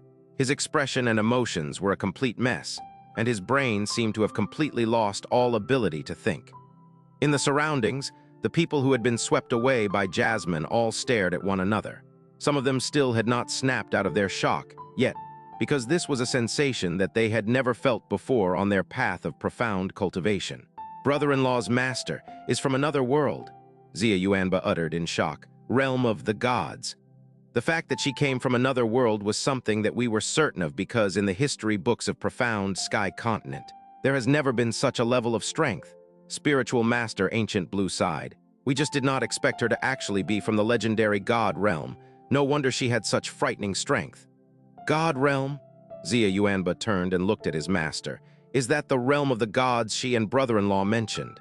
Does Master know that place?" Spiritual Master Ancient Blue shook his head. "The universe is boundless and endless. Our world is but one of the many. In the legends, if one was able to break through the sovereign profound realm and enter the divine profound realm, he would be on the brink of godhood. At that time, one's spiritual senses would transcend the continent, and one would be able to sense the existence of another world. In the ancient legends, the highest of worlds in the universe was named the God realm. Old Man Duocean, who disappeared thousands of years ago, was said to have ascended to the God realm after breaking through and attaining godhood. The so-called ascension of Old Man Duocean might have been a fake legend. However, the name Realm of the Gods has been recorded in several ancient books, and today, hearing this name from Yun Qi's master who came from another world, it looks like the Realm of the Gods recorded in books does truly exist. "Ah!" Xia Yuanba's mouth was agape as he muttered. "Brother-in-law said that his master was younger than little sister Zuer, yet she's so strong." The strange woman that appeared just now looked like she was stronger than brother-in-law's master. That God realm, just what kind of a scary place is that? That is a level that we could never comprehend. After all, being able to personally witness a being from the legendary God realm, our lives haven't been in vain. However, Spiritual Master Ancient Blue looked at the surroundings silently. The shock on the faces of the people from Absolute Monarch Sanctuary had not yet dissipated. Supreme Ocean Palace, who had just lost 3 venerable ones, were in a mix of shock and sadness. As for Sun Moon Divine Hall as well as Xuanyuan Wenchen and his son, they all stared firmly at Yun Qi while their expressions changed continuously. Hearing their last exchange, after she leaves, she will probably not return anymore. Spiritual Master Ancient Blue sighed. "Yuanba, you should understand that although this was only an engagement banquet, it was so grand. This was not because of Yun Qi, nor was it because of Divine Phoenix Sect, but actually because of Yun Qi's master. Now that Yun Qi's master has left in front of everyone, Yun Qi's predicament, sigh." Xia Yuanba instantly recovered from his sudden shock. No one dared to bring up Yun Qi's identity because of his master. The fact that he possessed the Mirror of Samsara was already known to the world, and no one dared to snatch it only because of his master. Now that his master had left, it also meant that the obstacle that was shielding him, preventing the 4 great sacred grounds from taking action against him, had disappeared. Other than that, mighty heavenly sword region's 3 dead attendants, the destruction of the northern region, the humiliation suffered by Yi Meixi and Fengyi, they did not dare to take revenge on Yun Qi's master, but it was highly likely they would exact revenge and vent their frustrations on Yun Qi. I don't believe, Yun Qi muttered to himself. You obviously didn't want to leave. I don't believe that you do not wish to see me again. I don't believe. Big brother Yun. Feng Zuer hurried over to Yun Qi's side. She could feel Yun Qi's sadness and disappointment as she gently consoled. Although I do not know what happened, that day that Supreme Ocean Palace, she worked so hard to protect you, so I believe that you and your master will definitely reunite one day. Yun Qi gently lifted his head and smiled. Zuer, you're right. I know how kindly she treated me all those years perfectly well. Her last words must be because she was afraid I would get into danger finding her. After all, I have already been scolded by her several times in the past because of such matters. Amen. Feng Zuer nodded strongly. Brother-in-law, Xia Yuanba hurried over and said in a suppressed voice, You must be careful. Now that your master is no longer here, I'm afraid Xunyuan Wenchen and the others might. I know. Yun Qi was extremely calm and did not look one bit shocked. However, don't worry, they won't do anything now. There's so many people here, they would definitely consider their reputation. Even if they were to take action against me, it would be when everyone has left. Yuanba, don't worry about me. Yun Qi suppressed his emotions and revealed a slight smile on his face. Don't forget, I have the primordial profound arc. If I want to leave, even 10 Xunyuan Wenchens would not be able to do anything to me. After this, I will bring Zuer and leave. It looks like I can only temporarily return to the illusory demon realm. Hearing what Yun Qi said, Xia Yuanba was relieved. On the other side, looking at Yun Qi standing together with Feng Zuer, Feng Henkang's emotions had completely flipped from before the banquet. He sighed heavily. Such matters happening, and of all days today, this is disastrous.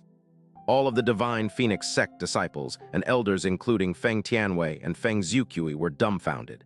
Yun Qi's master had so suddenly left and would never return again. Yun Qi had lost his massive backing, and divine Phoenix sect organizing. Such a grand banquet was only to inform the world that they had a massive backing that no one could offend. However, even before the banquet had finished, all of these had suddenly burst like bubbles. When Xunyuan Wendao entered Phoenix City, there was no sense of arrogance from him. He who usually looked at the divine Phoenix sect master with disdain was now treating him courteously and respectfully. In order to quell Yun Qi's anger, he had lowered his head and stepped his pride beneath his feet, however. Seeing how everything ended, when he looked at Yun Qi's back now, his eyes and aura had all completely changed. The hatred and grievances that he had suppressed firmly in his heart had exploded like a wild beast, and it caused his body to tremble uncontrollably. Father! Xunyuan Wenchen raised his hand and gave him an alerting glance before walking beside Feng Henkang. He stated indifferently, no one could have expected that a perfect wedding would turn into such a mess. Phoenix sect master attaining a good son-in-law, but the son-in-law's master has flown away. Such a pity. Feng Henkang felt his chest clench. Recalling a few hours back, when Xunyuan Wenchen arrived, he had brought gifts and even personally handed them over. He even bowed and asked in order for Xunyuan Wendao to meet Yun Qi now. When Xunyuan Wenchen spoke, it was obvious that he was speaking with a tone as though he was someone who was higher ranked, and even a fool could hear the sarcasm in his words. Ho-ho, Feng Henkang laughed helplessly. Ah, such matters are unpredictable, but they have spoiled the mood of our distinguished guests. That's not the case. After all, this was not the intention of divine Phoenix sect, right? Xunyuan Wenchen replied with a smile before turning around. A complete Phoenix city being destroyed. Looks like divine Phoenix sect master will need to take some time to clean up this mess. Since that's the case, we shall not stay here and be a nuisance. Wendao, let's go. Even before he finished speaking, Xunyuan Wenchen had already leapt into the sky and flown into the distance without looking back. Xunyuan Wendao's face twitched and convulsed as he stared ferociously at Yun Qi before immediately catching up.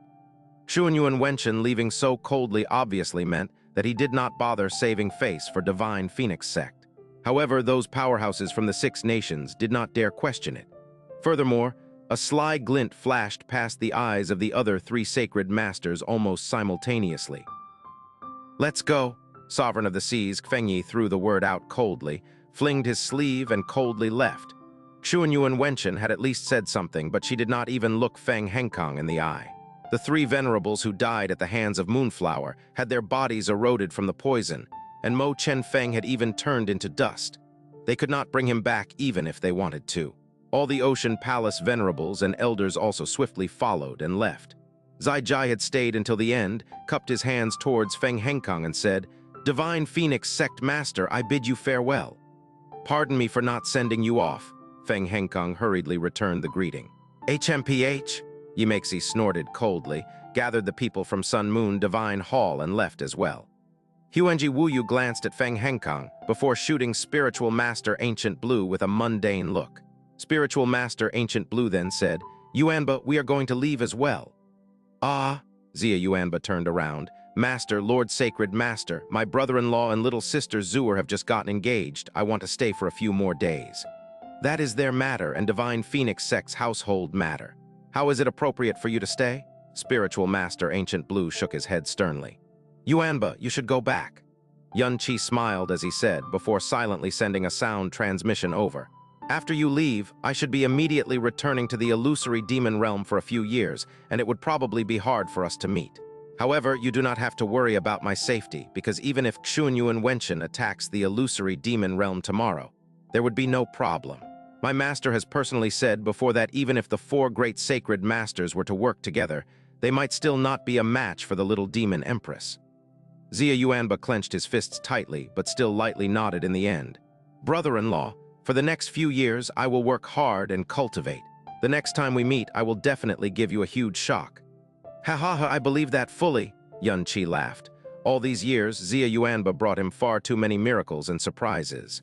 Huanji Wuyu brought Xia Yuanba and all the people from Absolute Monarch Sanctuary and left, similarly without saying anything to Feng Henkang.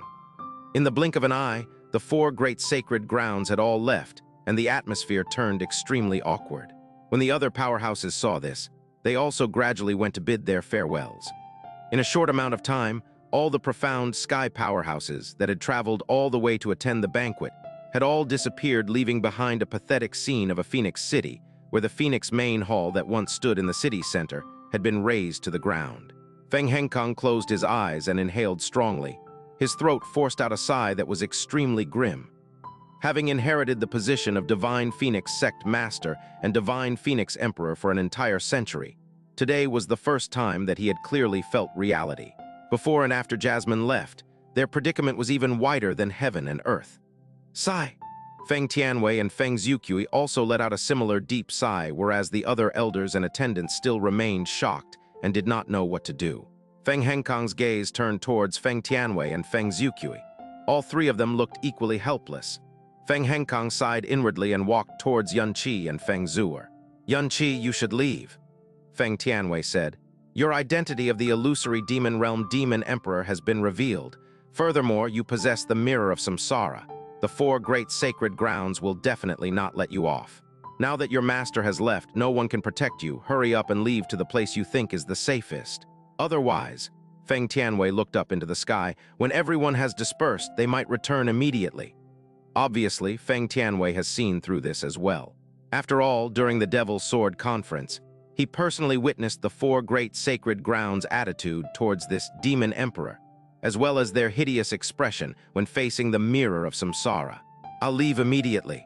Yun Qi had already planned everything as he held Feng Zuer's hand. "However, it will not be me alone. I'll bring Zuer along with me." Feng Henkang's expression flipped as he angrily retorted, "No. Do you want to drag Zuer into quicksand as well?" "No." Yun Qi shook his head firm. "It's precisely because I'm worried about Zuer's safety that I have to bring her with me. Zuer is now my fiancé. Those people that want to look for me might go after Zuer when they cannot find me, especially Xuanyuan Wenchen, that despicable sly old fox. He's definitely capable of doing this. My Divine Phoenix Sect has the protection of the Phoenix God.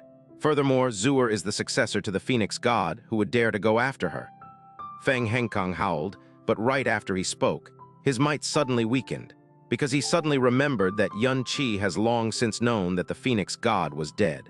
Don't worry, the place that I'm going to bring Zuer to is undoubtedly the safest place. She will not encounter any danger or face any threats. Otherwise, I would never choose to bring her along. Furthermore, Xianxia's voice was very calm, and it seemed as though he had everything planned. I have ways to speed up Zuer's cultivation. After I bring Zuer away, we might not be able to return for years.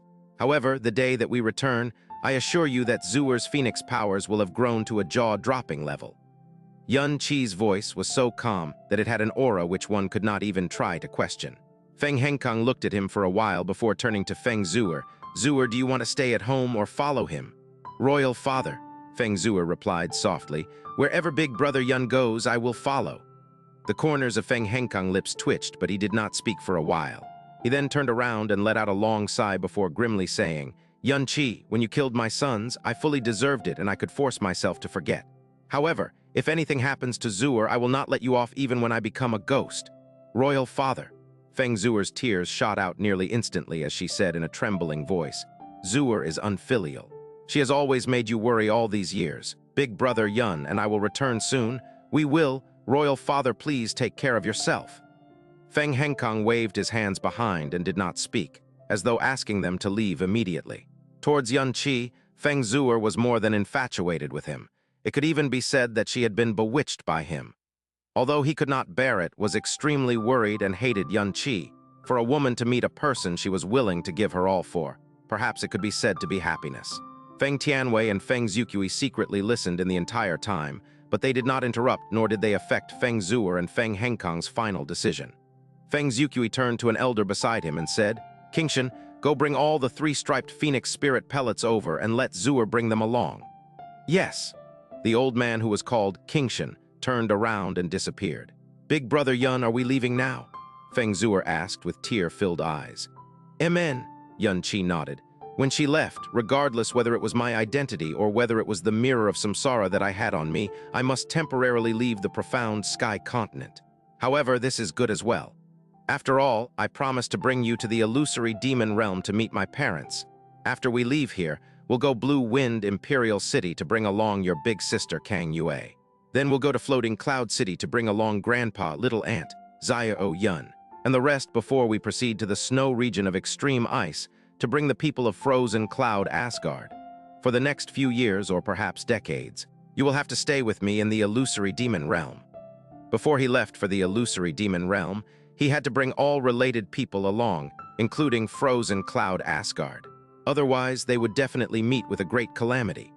Furthermore, since had been tasked by the late Gong Yuxian and had already developed strong ties with Frozen Cloud Asgard, he could not leave them behind. Furthermore, with the massive inner world of the primordial profound arc, bringing along the few thousand members of Frozen Cloud Asgard was an easy feat. As long as it's a place with Big Brother Yun, anywhere is fine. Feng Zuer looked at him and gently said. She did not have any worries or fears towards the unknown illusory demon realm. Just as she finished speaking, she felt Xianxia's body freeze and she immediately asked, Big brother Yun, what's wrong? The calm of Xianxia's face disappeared and he wore a serious expression. Even his eyes had a brutal gaze. This feeling, why would there be a sudden sense of fatal danger? This frightening feeling was more frightening than what he experienced when he initially encountered the Moon Slaughter Devil Sovereign in the Moon Slaughter Devil's Nest. What was it? Just where exactly did it come from? He had a frightening sensitivity towards Dange. In that previous moment, a sense of danger of unknown origin caused all the hairs on his body to stand. All the nerves in his body tightened as well. That frightening feeling seemed like a giant python's mouth was just inches above his own head. However, the surrounding ground had already been leveled by Jasmine. Other than the people from Divine Phoenix sect, there was no other outsider present, nor did any outsider approach. Furthermore, not a single person revealed killing intent. However, this extremely scary, dangerous feeling lingered around creepily, as though it was born out of thin air. Xianxia's palm grabbed firmly onto the helpless Feng Zuer and pushed her behind him. He gritted his teeth and scanned the surroundings. Suddenly, on the empty ground, he spotted a strand of very fine and very minor reflection that one usually would not have been able to tell with the naked eye. After forcefully plucking the netherworld Udambara flower in the Moon Slaughter Devil Nest, Xianxia's soul force surged after he woke up from his unconsciousness. This extremely minor reflection entered his spirit sense and into his vision. That was a strand of long hair. Right before Moonflower left, she dropped it from between her fingers. The black and long strand of hair seemed to possess a dark green glow to it as well. Xianxia looked at it dumbly before his expression drastically changed. His eyes widened till they nearly burst out as he gathered all the strength in his hands and roughly pushed Feng Zuer away. "Zuer, leave, quick!" splurt. Even before Feng Zuer, who had been pushed away, managed to regain her composure. A violent piercing noise erupted from behind. That strand of hair left behind by Moonflower turned into a thick, deep green glow and shot towards Xianxia at a speed that he could not react to and could not even comprehend. It shot through his chest and came out from behind, scattering the sky with green blood. Bang! Xianxia was sent flying and landed hundreds of meters away. The green glow then disappeared, but on the left side of Xianxia's chest, a huge bloodied hole appeared. His heart had been completely destroyed. The green poison began to spread on the side of the wound. However, it was quickly cleansed by the sky poison pearl and completely disappeared. Xianxia fell to the ground, his face pale white, his eyes unfocused and his lips trembling with difficulty. "Hong!" Xianxia's eyes completely lost any signs of life and he fell silent. Xianxia had received numerous injuries in his life, and many times they were severe. However, his body and willpower exceeded that of a normal man. No matter how severe the injury, he would never let himself become unconscious. Even during the fight with the moon-slaughtered devil sovereign, where he completely consumed all his profound energy, he managed to forcefully hang on and did not lose conscious immediately. However, this time he could not even shout out Hunger's name and had already lost his conscience. The hole before his chest and the pool of blood belonging to his body was a frightening sight. Moonflower promised Jasmine not to mention Xianxia to anyone after she returned. This promise would definitely be kept, because she promised to not mention Xianxia. However, she never said that she wouldn't kill him. When she promised Jasmine, or perhaps when she detected Jasmine's aura on Xianxia, Xianxia had already become a dead person in her eyes. Although what she left behind was only a thin strand of hair, it possessed extremely frightening poison and divine power. No matter whether it was the poison or the divine power, it could easily poison or obliterate any one single person from the profound sky continent. There was no chance of survival at all. Xianxia possessed the sky poison pearl, which cleansed Moonflower's poison. He possessed the dragon god's body and was protected by rage god's strength. That was why his body did not disintegrate on the spot. However, that was still the power of a god. Not only had a huge hole been pierced through, the energy that entered his body had torn his body completely apart from the inside, shattering all of his meridians and veins. Xianxia notice. I know I stated that I was going to China with Mamichu to visit Granichu and was hoping to return sometime June or so. But Mamichu struck again, pushing our flight to June 1st. My trip to China is also now extended from June to the middle of July. Due to this trip, the planned double daily month releases for men will now be even more delayed. They will still come out after my trip, though. Any regular chapters for every one of our series will still be coming out when I'm there. Men 7, ATG 7, SR 8. I will try my best to get them out according to schedule, but if any chapters are missed due to Xianxia problems, all of them will be made up when I get home. I know some people do not read the chapter posts in their haste to read the chapter, so I'll be leaving this message at the bottom of each chapter as a reminder. Big brother Yun, Feng Zuer was stunned. Then she hurried over like a madwoman.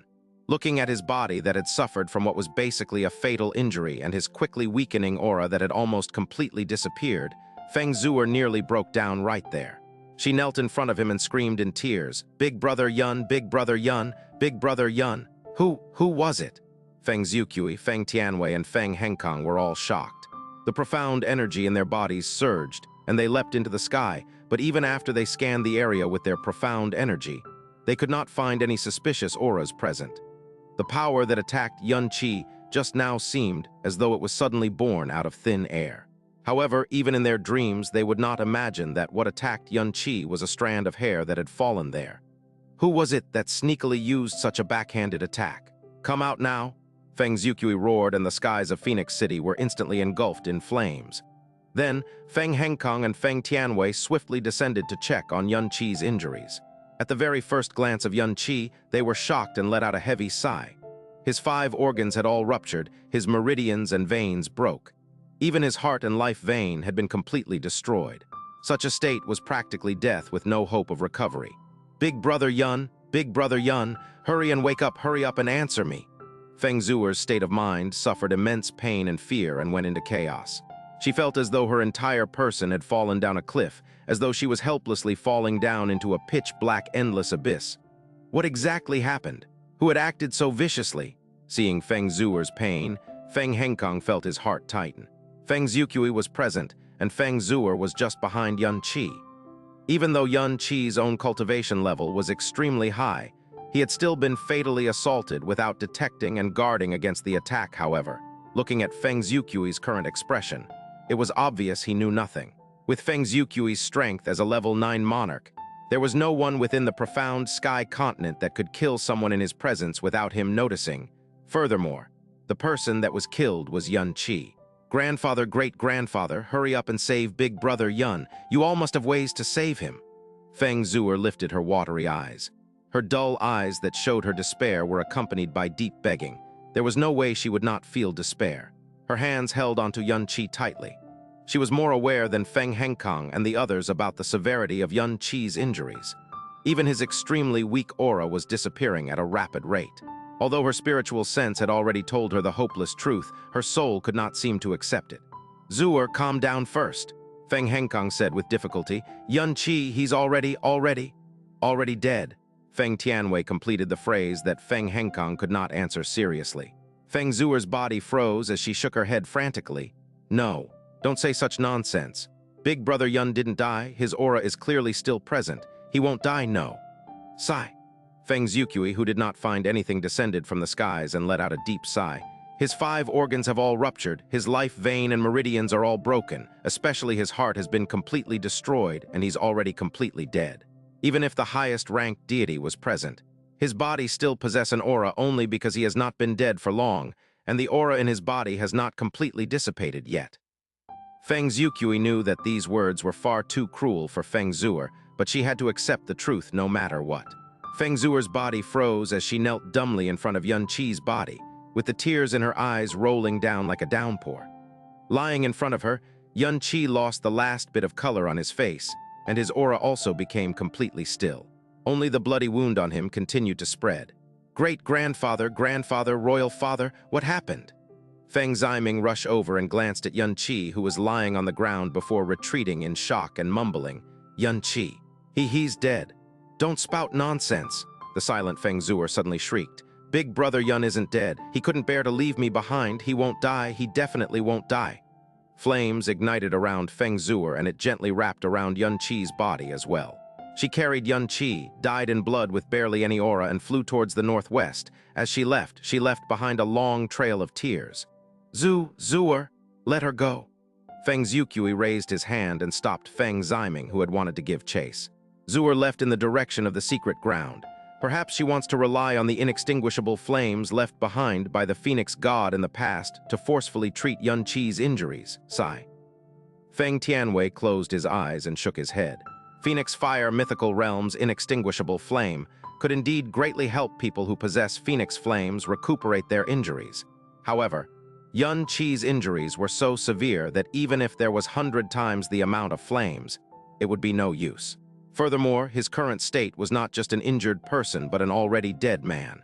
Feng Henkang's eyebrows remained firmly knitted together as he gritted his teeth and said, No, I have to go take a look. Zuer is too attached to Yun Qi. Before at the moon's slaughter devil nest, she had already said words like if Yun Qi does not return, she would wait forever. She has completely lost her senses this time, and something extreme might happen. These words caused Feng Tianwei and Feng Xiuqui's expressions to change instantly. They nodded at the same time, and just as they were about to rush towards the Phoenix Fire mythical realm, a sudden untimely aura pierced down strongly from the skies, stopping them in their tracks, causing their hearts to sink. This aura told them that he was arriving. Although it was only one person, he was the most dangerous person within the profound sky continent. Xuanyan Wenshin. Regarding his return after leaving, they were not too surprised at all. Yun Qi had already said that after the guests of the banquet had scattered, Xuanyan Wenshin would likely return. They only did not expect it to be so soon. It's Xuanyan Wenshin, he has indeed returned. Feng Tianwei frowned. Let's chase him away first. Do not lessen your auras, there's no need for too much courtesy and pointless words. Feng Xiuqi's expression and aura had already calmed down while his gaze had turned heavy and stern. Not long after, a sword aura appeared in the air and the silhouette of Xuanyan Wenchen started to descend from the skies. However, he was alone and Xuanyan Wendao did not return with him. Behind them, Feng Ziming had started to retreat. However, after a couple of steps, he stood there, locked in place, and his expression kept changing as his facial muscles twitched continuously. At times, he had a fearful expression, while at other times his face twitched hideously.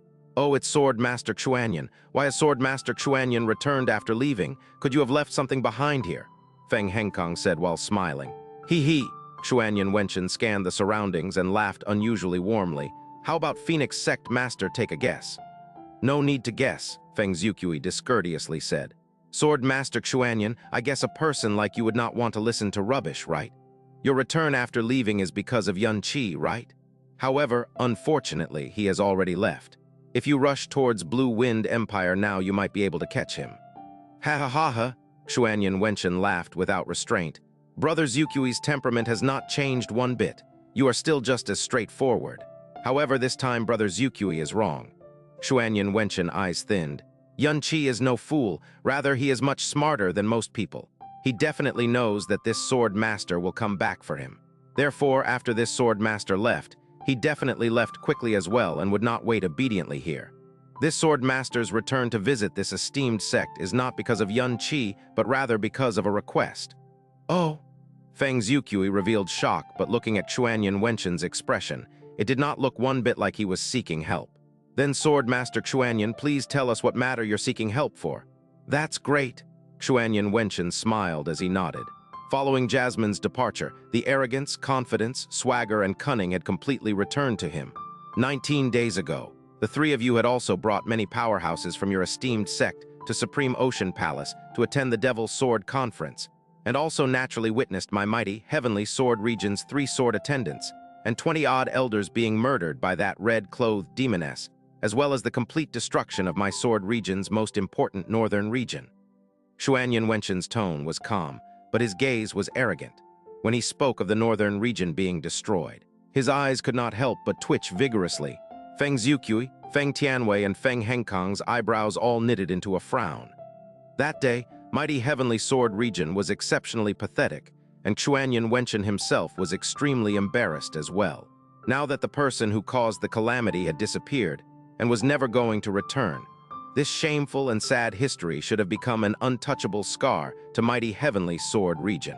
However, Xuanyan Wenchen himself had brought matters up now. The things that happened that day could be said to have been a calamity that has not ever happened over thousands of years. The amount of damage that we suffered cannot be estimated. If it were not for the fact that this sword master managed to fortunately survive, mighty heavenly sword region would probably not be qualified to be a sacred ground anymore.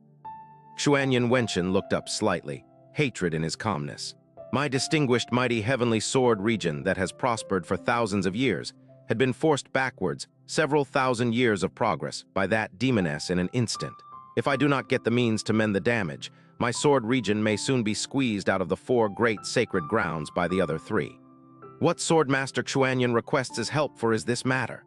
Feng Xiuqi smiled as he shook his head. Then perhaps Sword Master Xuanyan is overestimating my Divine Phoenix Sect. Although our Divine Phoenix Sect has the protection of the Phoenix God, the protection of a divine being, we only have 5,000 years of history.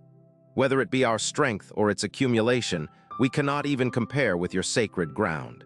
Furthermore, due to the turmoil during the recent years, we already do not have sufficient strength to protect ourselves. How would we have the ability and strength to aid in matters at the level of a sacred ground? No, of course you don't. Xuanyan Wenchen grinned as he spoke. I, Xuanyan Wenchen, would not dare to have your esteemed sect worry about us. However, my sword region is currently in the midst of reorganizing our strength and need a large amount of resources. Therefore, I only want to borrow some resources from you. Borrow resources? Feng Henkong's eyebrows moved as he suppressed his anger and said, "Speaking of the vastness of resources, my Divine Phoenix Sect cannot even compare to your sacred ground. Something your sword region lacks would not be anything that my Divine Phoenix Sect could possibly offer. I'm afraid I would disappoint Sword Master Xuanyan. This point, you don't have to worry about." Xuanyan Wenchen calmly said. This sword master never forces people to do what they don't want to or what they cannot. What this sword master wants to borrow is something you definitely have, and you can definitely take them out immediately. Xuanyan Wenchen slowly stuck a finger out as his narrowed eyes revealed an ice-cold, dangerous smile. This sword master only wants 50 kilograms of purple vein divine crystal. Author's note. Moonflower, you didn't expect that, right? Were you surprised? Were you shocked? Xuanyan Wenchen's words caused all three of them to freeze up instantly as their hearts suddenly went cold. Sword Master Xuanyan, the joke you just made isn't funny at all, Feng Ziuqui said with a dark and gloomy expression, impatience showing in his calm eyes. 50 kilograms of purple-veined divine crystal. I'm afraid even your own mighty heavenly sword region would be unable to produce such a sum. So why would you even try to borrow that amount from our divine phoenix sect? Is Sword Master Xuanyan trying to have a laugh at our expense? Heh, how would I dare? Xuanyan Wenchen said with a merry smile. This Sword Master isn't joking, and all of you are actually acutely aware of that. I had just said that Brother Ziuqui was an honest and upright man who speaks frankly and does not mince his words. So why did you suddenly change your tune? I know that just last month you finished refining the ore that you plundered from the crystal mine in Blue Wind Nation's floating Cloud City half a year ago. I also know that you have managed to refine 56.5 kilograms of purple-veined divine crystal, and that all of it is deposited in the Phoenix Fire mythical realm that is below your Phoenix City. What? Could it be that because this sword master has arrived, over 50 kilograms of purple-veined divine crystal has suddenly vanished into thin air? Once Xuanyan Wenchen mentioned those 50 kilograms of purple-veined divine crystal, Feng Hengkang and the other two people next to him were extremely shocked, but they had still barely managed to maintain their cool. Xuanyan Wenchen had actually accurately pointed out when these purple-veined divine crystals had been refined, the amount that had been refined, and even the place it was being stored. This caused every single one to suddenly go pale, because this definitely could not be a coincidence. Feng Hengkang, Feng Tianwei, and Feng Ziuqui all shot glances at each other. Each and every one of them were filled with fright and alarm. Because this matter was just like the matter concerning the Phoenix God's death, they were both secrets that had to be kept at all costs. If either of these things were exposed, it would bring down a calamity on their sect. Furthermore, other than the 4 people of the royal bloodline, everyone else who knew about these 2 matters had a soul lock placed on them. The soul lock prevented a person from divulging any information in any form, and even if someone tried to perform a soul search on them, the moment they came into contact with these memories, they would instantly dissipate before they could be transmitted. So how did Xuanyan Wenchen know about these things? Oh, how come the 3 of you suddenly stopped talking? Xuanyan Wenchen said with a leisurely smile. Could it be that this sword master has gotten something wrong? Since Xuanyan Wenchen had already said so much, trying to stubbornly deny his words had become meaningless. Feng Ziuqui spoke in a deep and gloomy voice. Sword Master Xuanyan, just where did you find these things out? This sword master is under no compulsion to answer this question of yours, Xuanyan Wenchen said as he crossed both hands over his chest. His arrogant posture seemed to indicate that this had all played out according to his plans. Brother Ziuqui only needs to temporarily lend this sword master those 50 kilograms of purple-veined divine crystal for now. Such bountiful resources would only not be wasted if they were used by my mighty heavenly word region. Furthermore, this sword master will naturally remember this favor that you have given us during our time of dire need. What does Brother Ziuqui think of that? Heh. Feng Ziuqui chuckled indifferently. Then if I do not give it over, Xuanyan Wenchen's shoulders shrugged as he replied, then it would simply be such a pity. Come to think of it, only this sword master knows about this matter right now. But if I accidentally let it slip to the other 3 sacred grounds, what do you think will happen then, Brother Ziuqui? Feng Ziuqui's heart had gone completely cold, but an expression of deep disdain and arrogance appeared on his face. If Sword Master Xuanyan has such a hobby, then you can do as you please. Even though the power of my divine Phoenix sect is insignificant, we are still the only clan who inherited the legacy of a god in the profound sky continent. The Phoenix god has been our guardian through the generations, so we are under the protection of the laws of heaven. We have never been scared of any person or power, including you 4 sacred grounds. Father is right, Feng Tianwei said as his expression grew cold. Even though our divine Phoenix sect cannot match up to your mighty heavenly sword region, we have also never been pushovers. Sword Master Xuanyuan, your mighty heavenly sword region has just encountered a huge calamity. So it would be better if you kept it quiet and stable for now, even though my clan's Phoenix God very rarely makes an appearance and is never willing to show its divine power until it absolutely has to if Sword Master Xuanyuan forcefully provokes the fury of the Phoenix God. I'm afraid that even you will find it hard to bear the consequences. We treated you as a respected guest, so we have shown you an extreme amount of courtesy. But if you are here to start a fight, Humph, forgive us for not entertaining you. Henkong, see our guest out. Ha ha ha ha. Not only was Xuanyuan Wenchen not the least bit intimidated, he actually started roaring with laughter instead. As he laughed, he began speaking in a contemptuous tone. You call yourselves the descendants of a divine clan, but I can't tell how powerful all of you actually are. However, these acting skills of yours have truly been passed down from generation to generation. They have truly opened the eyes of this sword master. It truly causes me to gasp in admiration, ha ha ha ha ha. Sword Master Xuanyuan. Feng Ziuqiu's voice was laced with fury. You had better not go too far. If you insult our sect, I can still tolerate it. But we have inherited the bloodline of the Phoenix God, so we definitely won't allow anyone to insult the Phoenix God, even if you are the master of a sacred ground. Oh, really? Could it be that this sword master has said something wrong? Xuanyuan Wenchen said as his laughter slowly died down. Feng Ziuqi, it looks like you're still living in your own happy fantasy, and you are completely misunderstanding the truth of your current situation. Then let this sword master give you a small reminder. The 4 representatives of the Divine Phoenix Imperial family are present right now, but only 3 of you have been acting so far. So why don't you think about why one person hasn't joined you in on your dog and pony show? HMPH, what exactly is Sword Master Xuanyuan trying to say? Feng Ziuqi said with a cold harumph.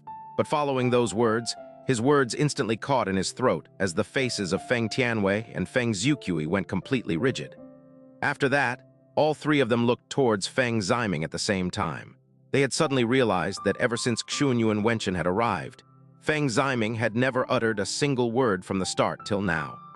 When they had devoted all of their wits and attention to dealing with Xuanyuan Wenchen, they had practically forgotten about his existence. When he was faced with the stares of Feng Ziuqi, Feng Tianwei, and Feng Henkong at the same time, fear and shock astonishingly appeared on Feng Ziming's face as he unconsciously retreated a few steps and almost stumbled to the ground in his alarm and panic. His bizarre behavior and reaction had matched up with the words that Xuanyuan Wenchen had just uttered. An explosion rang in the minds of all 3 people at the same time. Feng Henkong raised his hand to point a finger at Feng Ziming, his finger shaking uncontrollably as he spoke. Ziming, could it be that you? Within the Divine Phoenix sect, the only people who knew about the 50 kilograms of purple vein divine crystal and had not been imprinted with a soul cage were the 4 of them. After all, being imprinted with a memory cage still came with an extreme amount of risk. If one was inattentive during the process, it could cause irreparable spirit damage to the recipient, and in serious cases, the recipient might even become a vegetable. So, as members of the Divine Phoenix Imperial family, they would definitely not take this risk, and there was absolutely no reason for them to take this risk either. Because as the Elder Sect Master, Grand Sect Master, and Young Sect Master of the Divine Phoenix Sect, they were the 4 people who were the least likely to leak a colossal secret to the world. Even though a second, Feng Feiyan, may appear within the Divine Phoenix Sect, it would not be possible for that second, Feng Feiyan, to appear among the 4 of them. But it's not possible. Feng Tianwei yelled as the pupils of his eyes faintly trembled, but he still shook his head resolutely. Ziming has now become a capable person, so it isn't possible for him to do such a thing. Nor is there a reason for him to do such an unsightly thing, which would harm the entire sect and commit a sin that would be remembered for 10,000 years. Ziming, hurry up and say it. Say that you did not do anything to let down our sect, that you did not do anything to let down the Phoenix God. Heh heh heh heh. Xuanyuan Wenchen's mocking laughter rang out from behind them. Divine Phoenix Crown Prince, now that it has come to this, what misgivings do you still have? Don't forget what you desire the most. Furthermore, your entire clan will never be able to give you what you most desire, but this sword master can. Xuanyuan Wenchen's words caused the pupils of Feng Ziming's eyes to tremble. He gritted his teeth, and even though his face was still trembling, his eyes had gone from frightful and alarmed to sinister and fierce. Royal Father, you don't need to try to cover it up anymore. regarding the matter of the purple vein, divine crystals, and the matter of the phoenix god's death. Swordmaster Xuanyuan already knew about this 5 months ago. Feng Hengkang's vision went black as an explosion went off in his brain, and all of the blood in his body nearly immediately rushed to the top of his head. You, what did you just say? You disgraceful thing, you evil thing, you evil thing.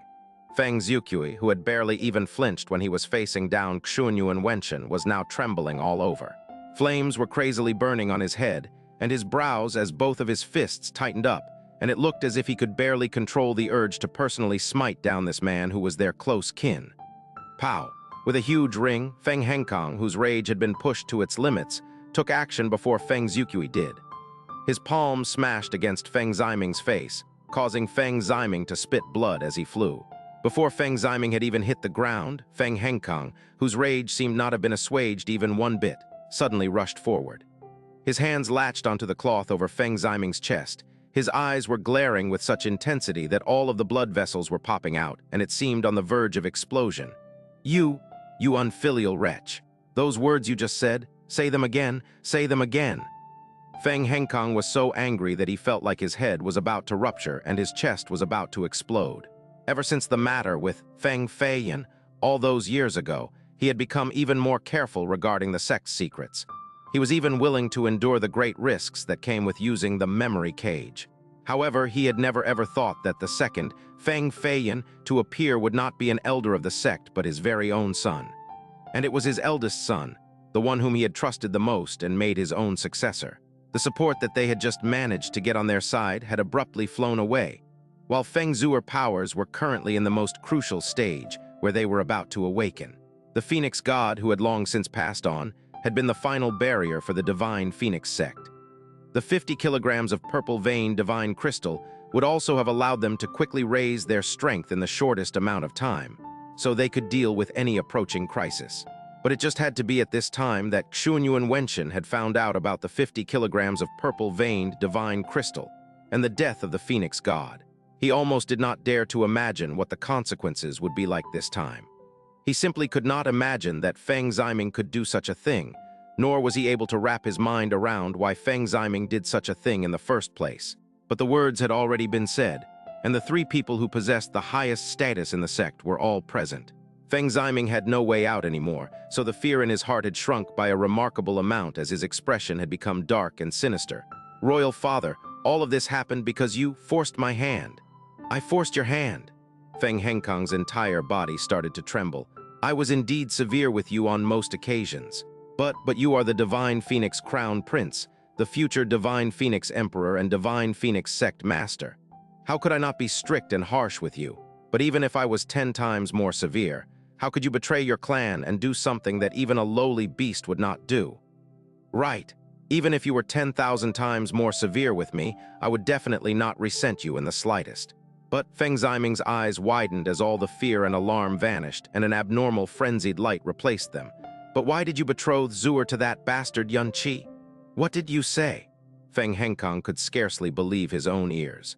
Feng Ziming's breathing grew rough as he spoke through gritted teeth. 7 years ago, I swore a vow that Zhuor would be mine for life. If not, she would not belong to anyone else. If I can have Zhuor, I am willing to pay any price. What crown prince, what sect master, I don't want any of it, but you actually wanted to give her. Silence! Feng Hengkang's entire body was ablaze with fire and the flames on his chest crazily roared as if he was an active volcano. You wicked thing! Bang! Feng Hengkang fiercely smashed a fist against Feng Ziming's chest, sending him flying yet again. Following that, Feng Ziming's vision grew dark and his legs went limp. He slid to his knees, every single part of his body trembling fiercely. Feng Hengkang had long ago discovered Feng Ziming's infatuation with Feng Zhuor. Furthermore, it was not only Feng Ziming. It seemed like nearly all of his sons were similarly afflicted. He had warned Feng Ziming many times about this. Even though this was an abnormal love, in his subconscious mind, he had felt that it would not pose too big a problem. Because Feng Zhuor had the appearance of a heavenly being, and she was also known as the #1 beauty in the entire profound sky continent. So even though they were her blood brothers, and they should not have such feelings or thoughts towards her, from a psychological standpoint, it was something that could be understood. But he had never ever thought that Feng Ziming's infatuation with Feng Zuer had actually become this distorted, to the point of lunacy. Feng Ziming, who was crawling on the ground, had spit out many mouthfuls of blood consecutively. After that, he suddenly jerked his head up and spoke in a hoarse voice. "Royal Father, compared to Zuer, what divine Phoenix sect master, what divine Phoenix emperor, I can throw away all of these things. As long as I can have Zuer, I am willing to lose all of my standing and reputation, willing to lose everything I have. You betrothed Zuer to someone else, but Sword Master Xianxia can help me obtain Zuer. All of these things happened because you forced my hand. It was all because you pushed me to this point. You. Feng Henkang's body swayed as he spat out a large mouthful of blood with a wet gurgle. After that, he sank to the ground, his knees hitting the ground with a thump. His expression filled with endless sorrow. He, Feng Henkang, had definitely made mistakes in his life. But if he examined himself, he could say that he had lived a life worthy of the divine Phoenix sect and the Phoenix bloodline that flowed in his body. He did exceedingly few things for his own sake, and most of his actions had been for the sect. During these past 100 years, he would bring Feng Ziming along for many big events so that he could stay by his side and learn from what he has seen or heard, so as to prepare him for the heavy power and responsibility that would burden him in the years ahead. But he had never ever dreamed that he would raise such a son as this. "Evil creature, you are truly an evil thing," Feng Zhiqui said as he raised his head, his chest violently heaving. He had never before been so enraged in his entire life. "Let me, personally, tidy up our family affairs."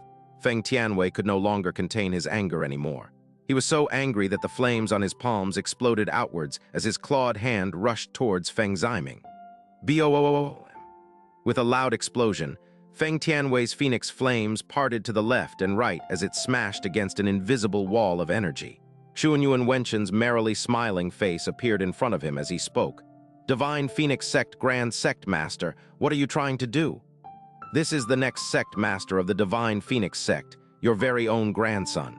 Even though he has done wrong, you merely need to reprimand him about it. You shouldn't lash out with such a heavy blow." Feng Tianwei's pupils faintly narrowed as he spoke in a deep voice. "This is our family matter. You don't have the right to interfere. Sword Master Xianxia." Once he saw Xianxia Wenshen block that blow for him, Feng Ziming felt a jolt of electricity run through his body, as his eyes became colored by an intense hope and desire. He spoke in an anxious voice. "Yun Qi hasn't gone anywhere yet. He is still here right now." "You, shut up!" Feng Tianwei yelled in a furious voice as he stretched his claws towards Feng Ziming yet again. Xianxia Wenshen's eyes flashed as he made a small gesture with his hand. Immediately, Feng Tianwei felt as if his body had been smashed by an enormous mountain as he was instantly blasted backwards tens of meters. "Do continue," Xianxia Wenshen said placidly as he lowered his arm and placed it behind his back. "Yun Qi hasn't left yet. Right now, my royal sister Zuer should be bringing him towards the Phoenix Fire mythical realm. However, Yun Qi is already dead." Feng Ziming spat out as he breathed heavily. "He died," Xianxia Wenshen said as his body jerked around fiercely. "How did he die?" Even though he was shocked by this news, Xianxia Wenshen was confident that Feng Ziming, having reached this point, would view him as his only hope of getting out of this alive, so he definitely would not say anything to deceive or trick him. "I don't know how he died, but when I saw him just now, he was already dead. His body was covered in blood, and his heart had been destroyed, and there wasn't any aura coming from his body, it's true. I'm definitely not lying to you." Feng Ziming struggled mightily to stand up as he shouted those words. Didn't Lord Sword Master always want the mirror of samsara that was in his possession? Right now, his body is at the Phoenix Fire mythical realm, as long as the Lord Sword Master can find it. You will be able to easily obtain it. That was right. The current Feng Ziming had nowhere else to run.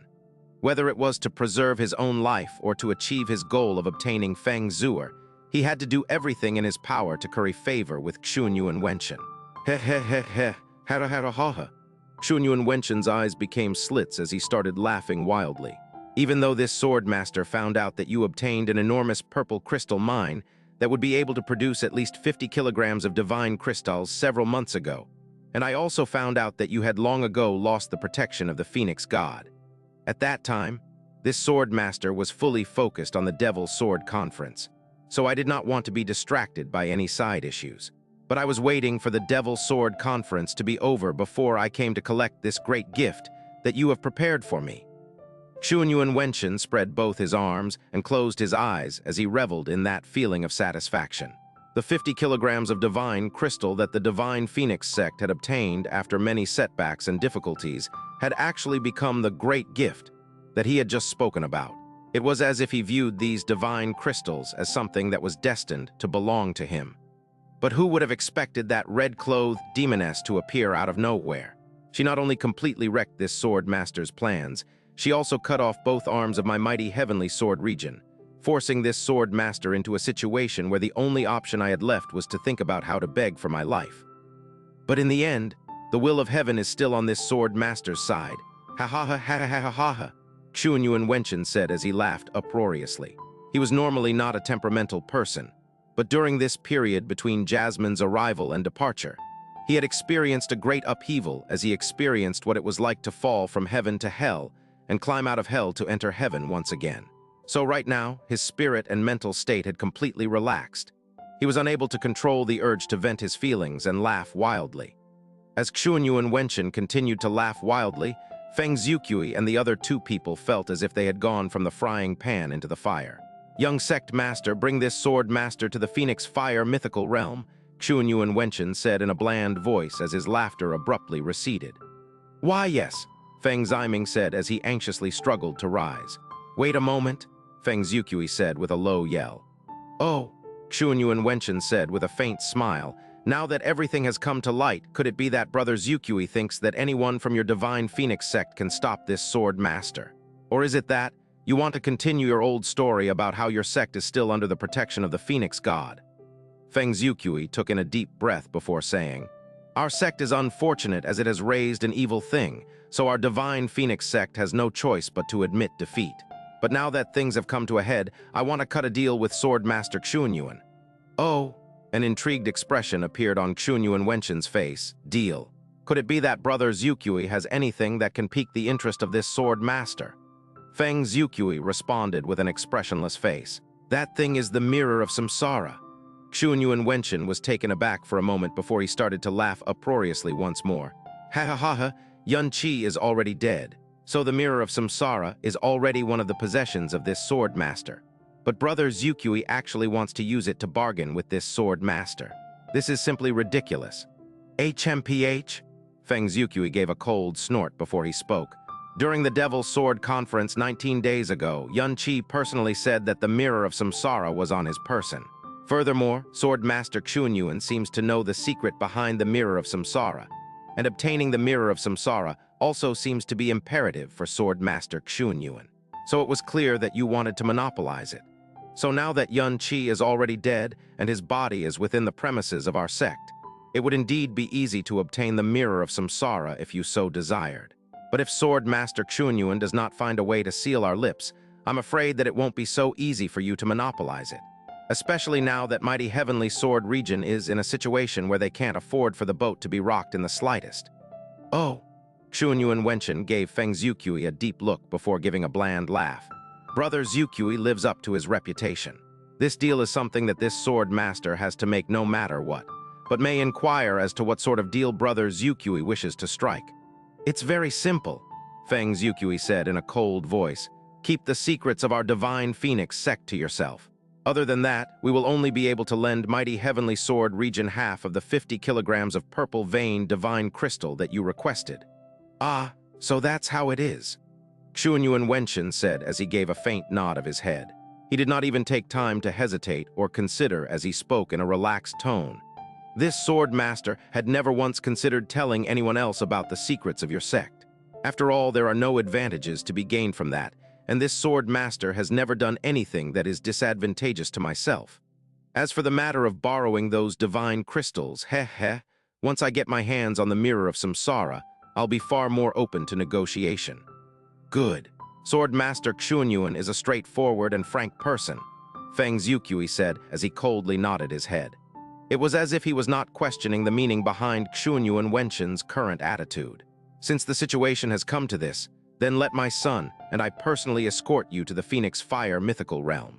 Even if you are relying on that evil thing, he does not yet have the ability to open the barrier around the Phoenix Fire mythical realm. I just hope that Sword Master Xuanyuan keeps his word after he has obtained Yun Qi's body. Henkang, keep an eye on this evil creature. Very well, please, Xuanyuan Wenchen said cheerfully as he wore a smile that filled his face. However, within the depths of those calm eyes shone a sinister light that was enough to scare even the most venomous snake out of its wits. Feng Xiuqui glared fiercely at Feng Ziming before he turned around. But he did not take to the skies. Instead, he started to walking in the direction of the Phoenix Fire mythical realm.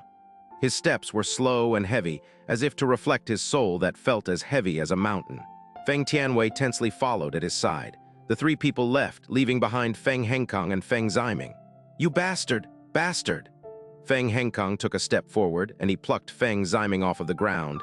His face was as malevolent as a hungry wolf that was thirsting for blood. "Heh," Feng Ziming laughed instead. "Beat me to your heart's content, scold me to your heart's content. After I told Xuanyuan Wenchen everything, I had anticipated this moment would come. But so what? I helped Xuanyuan Wenchen get what he wanted, and he will soon honor the promise that he made with me. I will soon be able to obtain Zuer." "Ugh!" Feng Henkang swung his arm, causing Feng Ziming to hit the ground violently. Both of his eyes were scarlet red as he gasped roughly. "I, Feng Henkang, am one of the heroes of an era, so how did I give birth to an extremely stupid bastard who is even worse than a beast? You have committed a huge mistake, but you're not even the least bit remorseful. Instead, you're still living in your own fantasy world. You think that Xuanyuan Wenchen is going to the Phoenix Fire mythical realm to retrieve the Mirror of Samsara from Yun Qi's body. His main objective is to kill Zuer. What?" Feng Ziming's eyes widened as he panikedly shook his head. "No, it's not possible. It definitely isn't possible. Sword Master Xuanyuan promised to reward me with Zuer, so he definitely won't do that. He doesn't have a reason to kill Zuer." "Doesn't have a reason?" Feng Henkang was ceaselessly assaulted by vertigo as he reeled from the extreme rage and pain he was feeling. He spoke in a trembling voice. The reason why he did not tell anyone else that the Phoenix God had died was because he wanted to have sole control over our entire sect. Furthermore, the only person that can escape his grasp in our entire divine Phoenix sect is Zuer. Once Zuer's Phoenix soul has completely awakened, even Xuanyuan Wenchen might not be Zuer's opponent. "Do you think that Xuanyuan Wenchen will allow that day to come?" Feng Henkang roared. "Profound arts can be crippled, but a bloodline can never ever be destroyed. In order to fully nip this hidden danger in the bud, what do you think Xuanyuan Wenchen will do? You bastard. Even if you die 10,000 times, it won't be enough to pay for your crimes. You idiot." Feng Ziming was completely stunned in place. His expression had become a ghastly shade of white. After that, he began to crazily mutter to himself. "No, it's not possible. Things won't happen this way. It won't. It won't. He clearly promised me. He won't. It's not possible that he will kill Zuer. You still have the face to mention Zuer's name." Feng Henkang fiercely kicked Feng Ziming's chest. Before today, the person he resented the most was Yun Qi. But he had never ever imagined that the person that he would resent even more than Yun Qi was actually his most trusted and highly regarded eldest son he had nurtured with everything he had. "Feng Ziming." Feng Henkang muttered his name, each and every word filled with a bone-piercing cold. "If anything happens to Zuer, and if our divine Phoenix sect ends up being completely annihilated because of this, I won't forgive you even when we reach the Yellow Spring. The ancestral Phoenix God, the entire sect, and all of our ancestors will never forgive you either." Feng Ziming sank limply to the ground, his eyes devoid of light as he kept muttering to himself. Feng Henkang did not even know if he had listened to what he had to say. "Who?" Feng Henkang raised his head and looked in the direction of the Phoenix Fire mythical realm as he softly muttered to himself. "Royal father, grandfather, you need to do your best to buy as much time as you can for Zuer to flee. It's all up to you too. Zuer, run far, far away. No matter where you go, you definitely must stay safe. You must definitely not turn back." Feng Xiuqui and Feng Tianwei led Xuanyuan Wenchen forward as they walked past most of Phoenix City before finally arriving in front of a hall that was wreathed in fire. "The entrance of the Phoenix Fire mythical realm is up ahead," Feng Xiuqui said as he came to a stop. "These flames are actually part of a unique barrier that was laid down by our sect's ancestral Phoenix God. If you try to force your way in, it will be no easy thing, even given Sword Master Xuanyuan's level of cultivation." The moment his voice fell, Feng Xiuqui raised his hand as a flaming, profound formation appeared in the middle of the air. After it vanished, the aura of the Phoenix Fire barrier immediately weakened, as the dancing flames began to settle down and quietly burn. "Sword Master Xuanyuan, please. I also request that you do not forget what you have personally promised us," Feng Tianwei said as he raised a hand. Xuanyuan Wenchen gave a faint nod of his head before taking the initiative to walk towards the entrance of the Phoenix Fire mythical realm. Just as he was about to enter, he suddenly ground to a halt as his brows sank. "Ah, so you were just trying to buy time." The expressions of Feng Xiuqui and Feng Tianwei imperceptibly changed at the same time before they swiftly grew heavy. Feng Xiuqui said in a low voice, "Stalling for time? I would like to know just why Sword Master Xuanyuan thinks that we are stalling for time." "HMPH." Xuanyuan Wenchen gave a loud snort as he turned around. Now that it had come to this, with both parties were already fully cognizant of the situation, there was no further need for pretense. He gave a cold laugh as he said, "Naive. If this sword master wants to kill someone, there has yet to be a person to escape from my grasp alive, let alone a trifling pair such as yourselves." Xuanyuan Wenchen suddenly soared into the sky as he rushed towards the north. "Hold it right there." Feng Xiuqui and Feng Tianwei, both of whom had been gathering power in anticipation of this happening, immediately shot into the sky at the same time. Two beams of phoenix flames that were shot at full power exploded towards Xuanyuan Wenchen. They exploded in midair, slowing Xuanyuan Wenchen's progress. "Xuanyuan Wenchen!" Feng Xiuqui roared in a voice that was deeper than it had ever been, his hair and his beard standing on end amidst the roaring flames. "You threatened and coerced my divine phoenix sect, but as long as you did not cross our bottom line, we would be able to endure and submit to any humiliation or disgrace. But if you dare to harm Zuer, then be prepared for a life and death struggle. I, Feng Tianwei, so solemnly swear that if Zuer comes to any harm because of you, my divine phoenix sect will scatter your ashes to the wind, even if we burn up along with you." Feng Tianwei yelled fiercely. "HMPH, even if I add all of you together, you are still not qualified," Xuanyuan Wenchen said as he raised his hand. The air in front of him was immediately displaced as the flames that were blocking his path were completely dissipated. Phoenix fire burning heaven. Feng Xiuqui and his son advanced simultaneously from both sides as two curtains of fire spread out as they shot towards the sky. The sky above Phoenix City was instantly transformed into a sea of roiling fire. Xuanyuan Wenchen's brows sank, and before anyone noticed him move, his body flashed with light as a huge sword shadow surrounded his entire body. After that, it cut towards the Phoenix fire curtain that covered the sky as he moved. Boom, boom, boom. Xuanyuan Wenchen had been utterly pathetic in front of Jasmine, but he was undoubtedly the #1 practitioner of the sword in the entire profound sky continent. He did not even need to hold a sword in his hand, because the moment his sword intent exploded, Feng Xiuqui and Feng Tianwei could clearly feel millions of coldly gleaming divine swords suddenly coalesce in the air around them. The swords pierced the air as the cold tips of the blades pressed against their backs. The unblemished fire curtain was slashed into wildly flying fire fragments in the space of a few breaths. Feng Xiuqui could still barely hold on, but the profound energy around Feng Tianwei had already been completely messed up by the invisible sword energy that smashed against it. Feng Xiuqui calmed his heart as he gave a loud roar. A cluster of phoenix flames that was gathered using the extreme limits of his power gathered in the air in front of him, before forming into an incredibly scorching flaming sun, which tore towards Xuanyuan Wenchen, who was contained within his own sword shadow. Xuanyuan Wenchen glanced sharply to the side before the sword shadow, surrounding him, suddenly shot out from his body, as it easily shot through the phoenix flames, which Feng Xiuqui had gathered with all of his might before piercing Feng Xiuqui's chest. Splurt, blood sprayed wildly from Feng Xiuqui's chest as he tumbled backwards. Xuanyuan Wenchen gave a cold smile, but he did not perform a follow-up attack. Instead, he boosted his speed to the maximum as he rushed towards the north. "Father, Xuanyuan Wenchen!"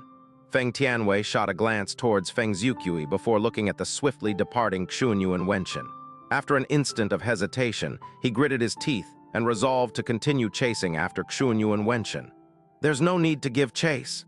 Feng Xiuqui had just barely managed to stop his tumble before he told Feng Tianwei to stop. He pressed a hand against his chest, healing his injury as he spoke.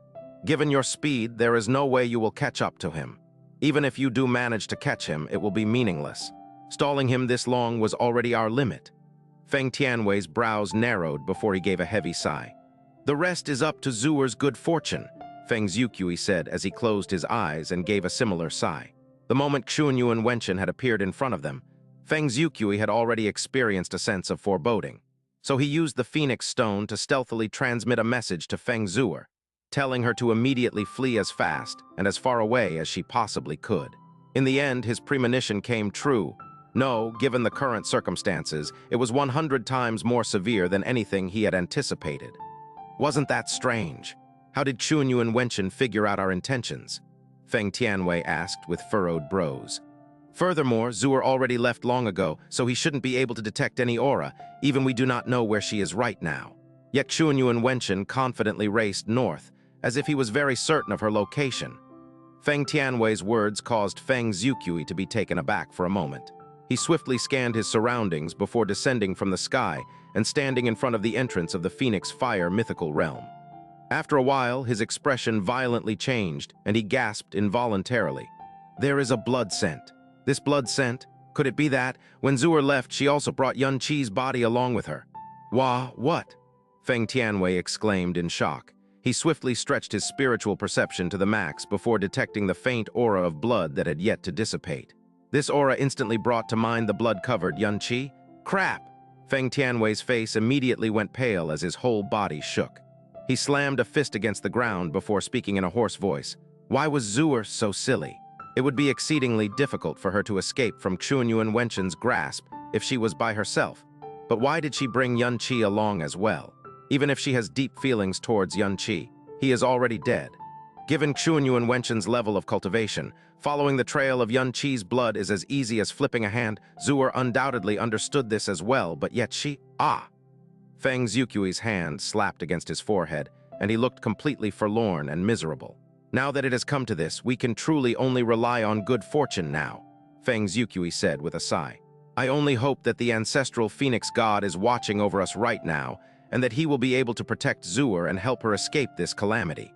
If that is the case, even if my old bones return to the dirt, I will be able to go with no regrets. Feng Tianwei's Phoenix Stone buzzed with profound energy. He picked up the Phoenix Stone and heard a message that was transmitted from Feng Henkang.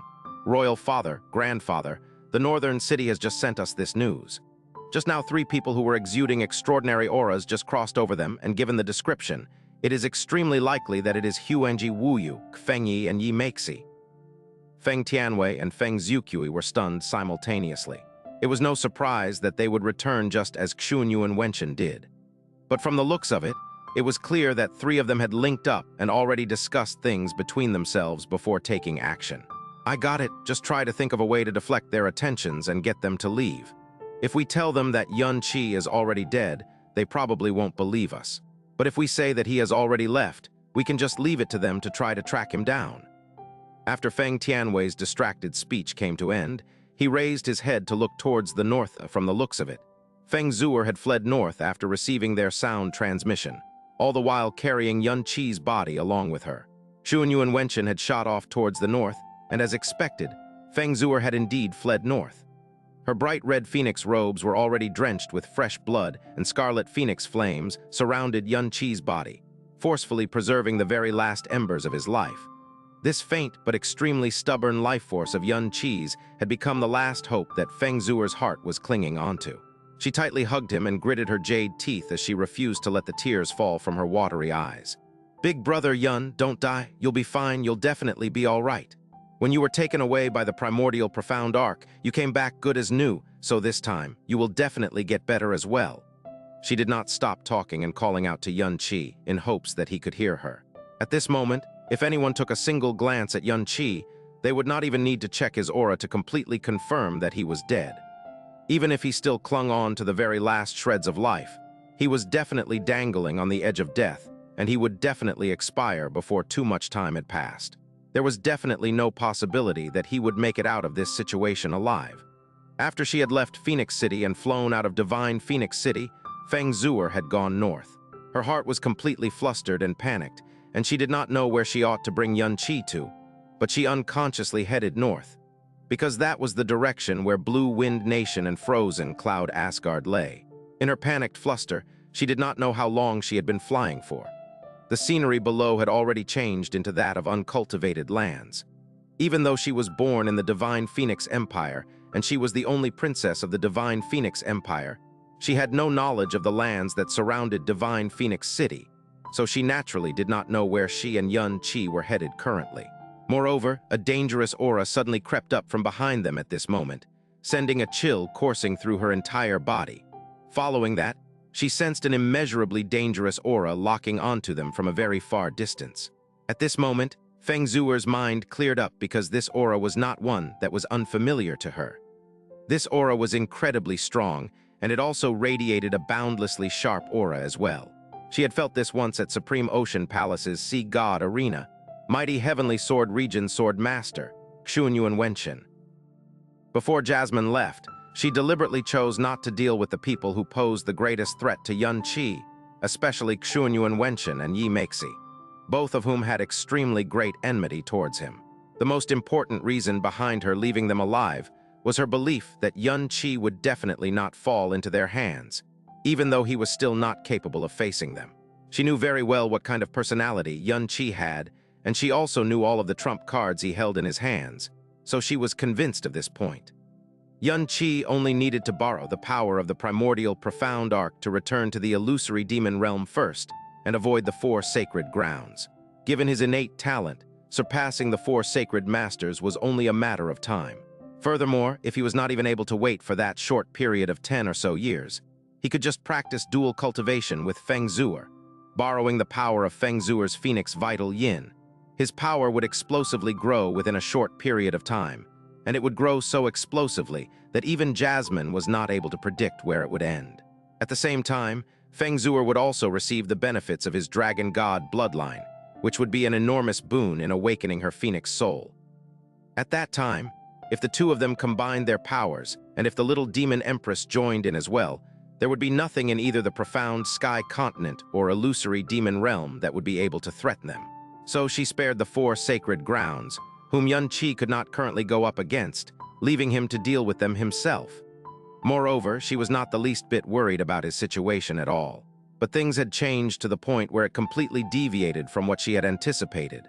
Furthermore, it was not a power from the profound sky continent who had created this drastic change. It was Moonflower herself. This finally resulted in Xianxia facing the most dangerous situation he had ever experienced in both his lives barely an hour after she had resolutely left. After feeling Xianxia Wenshin's aura abruptly latch onto her own, Feng Zuer's heart, which had been in a constant state of panic and fear, instantly descended into an icy abyss. She grabbed on tightly to the blood-soaked Xianxia. All of the phoenix flames surrounding her body started to burn even more vigorously, as she desperately utilized all of her power to flee westwards at her fastest possible speed. Her innate talent was matchless, and she had already arrived at the peak of the profound sky continent even before her powers had fully awakened. But the person who was chasing her just had to be Xianxia Wenshin. Even when she was desperately using her full power to flee, she could feel that dreadful aura creeping closer and closer. The power that had latched onto her body also kept growing colder and heavier. After turning around, she could see a blurry black dot rapidly growing bigger in her vision zooming in from the distant horizon. She glanced at Xianxia, who was in her arms, as the fear in her eyes slowly melted into heartbreaking sadness and gentleness. When they had been on the primordial profound arc all those years ago, Xianxia had desperately fled while holding her in his arms. He was originally completely uninvolved in the entire matter. He could even have preserved his own life by handing her over to Yi Xinghen. Furthermore, it was likely that he would have gained some benefits from doing so. But he had not, and the arm that was tightly wound around her did not relax in the slightest, even when Yi Xinghen was hot on their heels. It was at that moment that his name and figure were deeply engraved in the deepest parts of her soul. Feng Zuer's speed began to slow because she knew that if it was Xianxia Wenshin who was chasing them, any further attempt to flee would be meaningless. Big Brother Yun, Zuer does not have the strength to protect you, but don't worry, Big Brother Yun. No matter where you go, I will forever be by your side. After saying those words, all the fear in Feng Zuer's heart suddenly disappeared as she slowed down. As she was prepared to turn around and clash with Xianxia Wenshin, a figure suddenly appeared like a ghost in front of her. This person was wreathed in an aura that was incomparably sinister and cold. Feng Zuer gave a small gasp as she ground to a complete halt and dazedly stared at the person who had suddenly appeared in front of her. "You, He was all dressed in black. His half-opened eyes glowed with a black light, and one could barely even see any white left in his eyes. There was even a layer of pitch-black mist that surrounding him, and a pitch-black greatsword, the heavenly sin-divine sword, was slung across his back. This person was astonishingly Fen Juchen.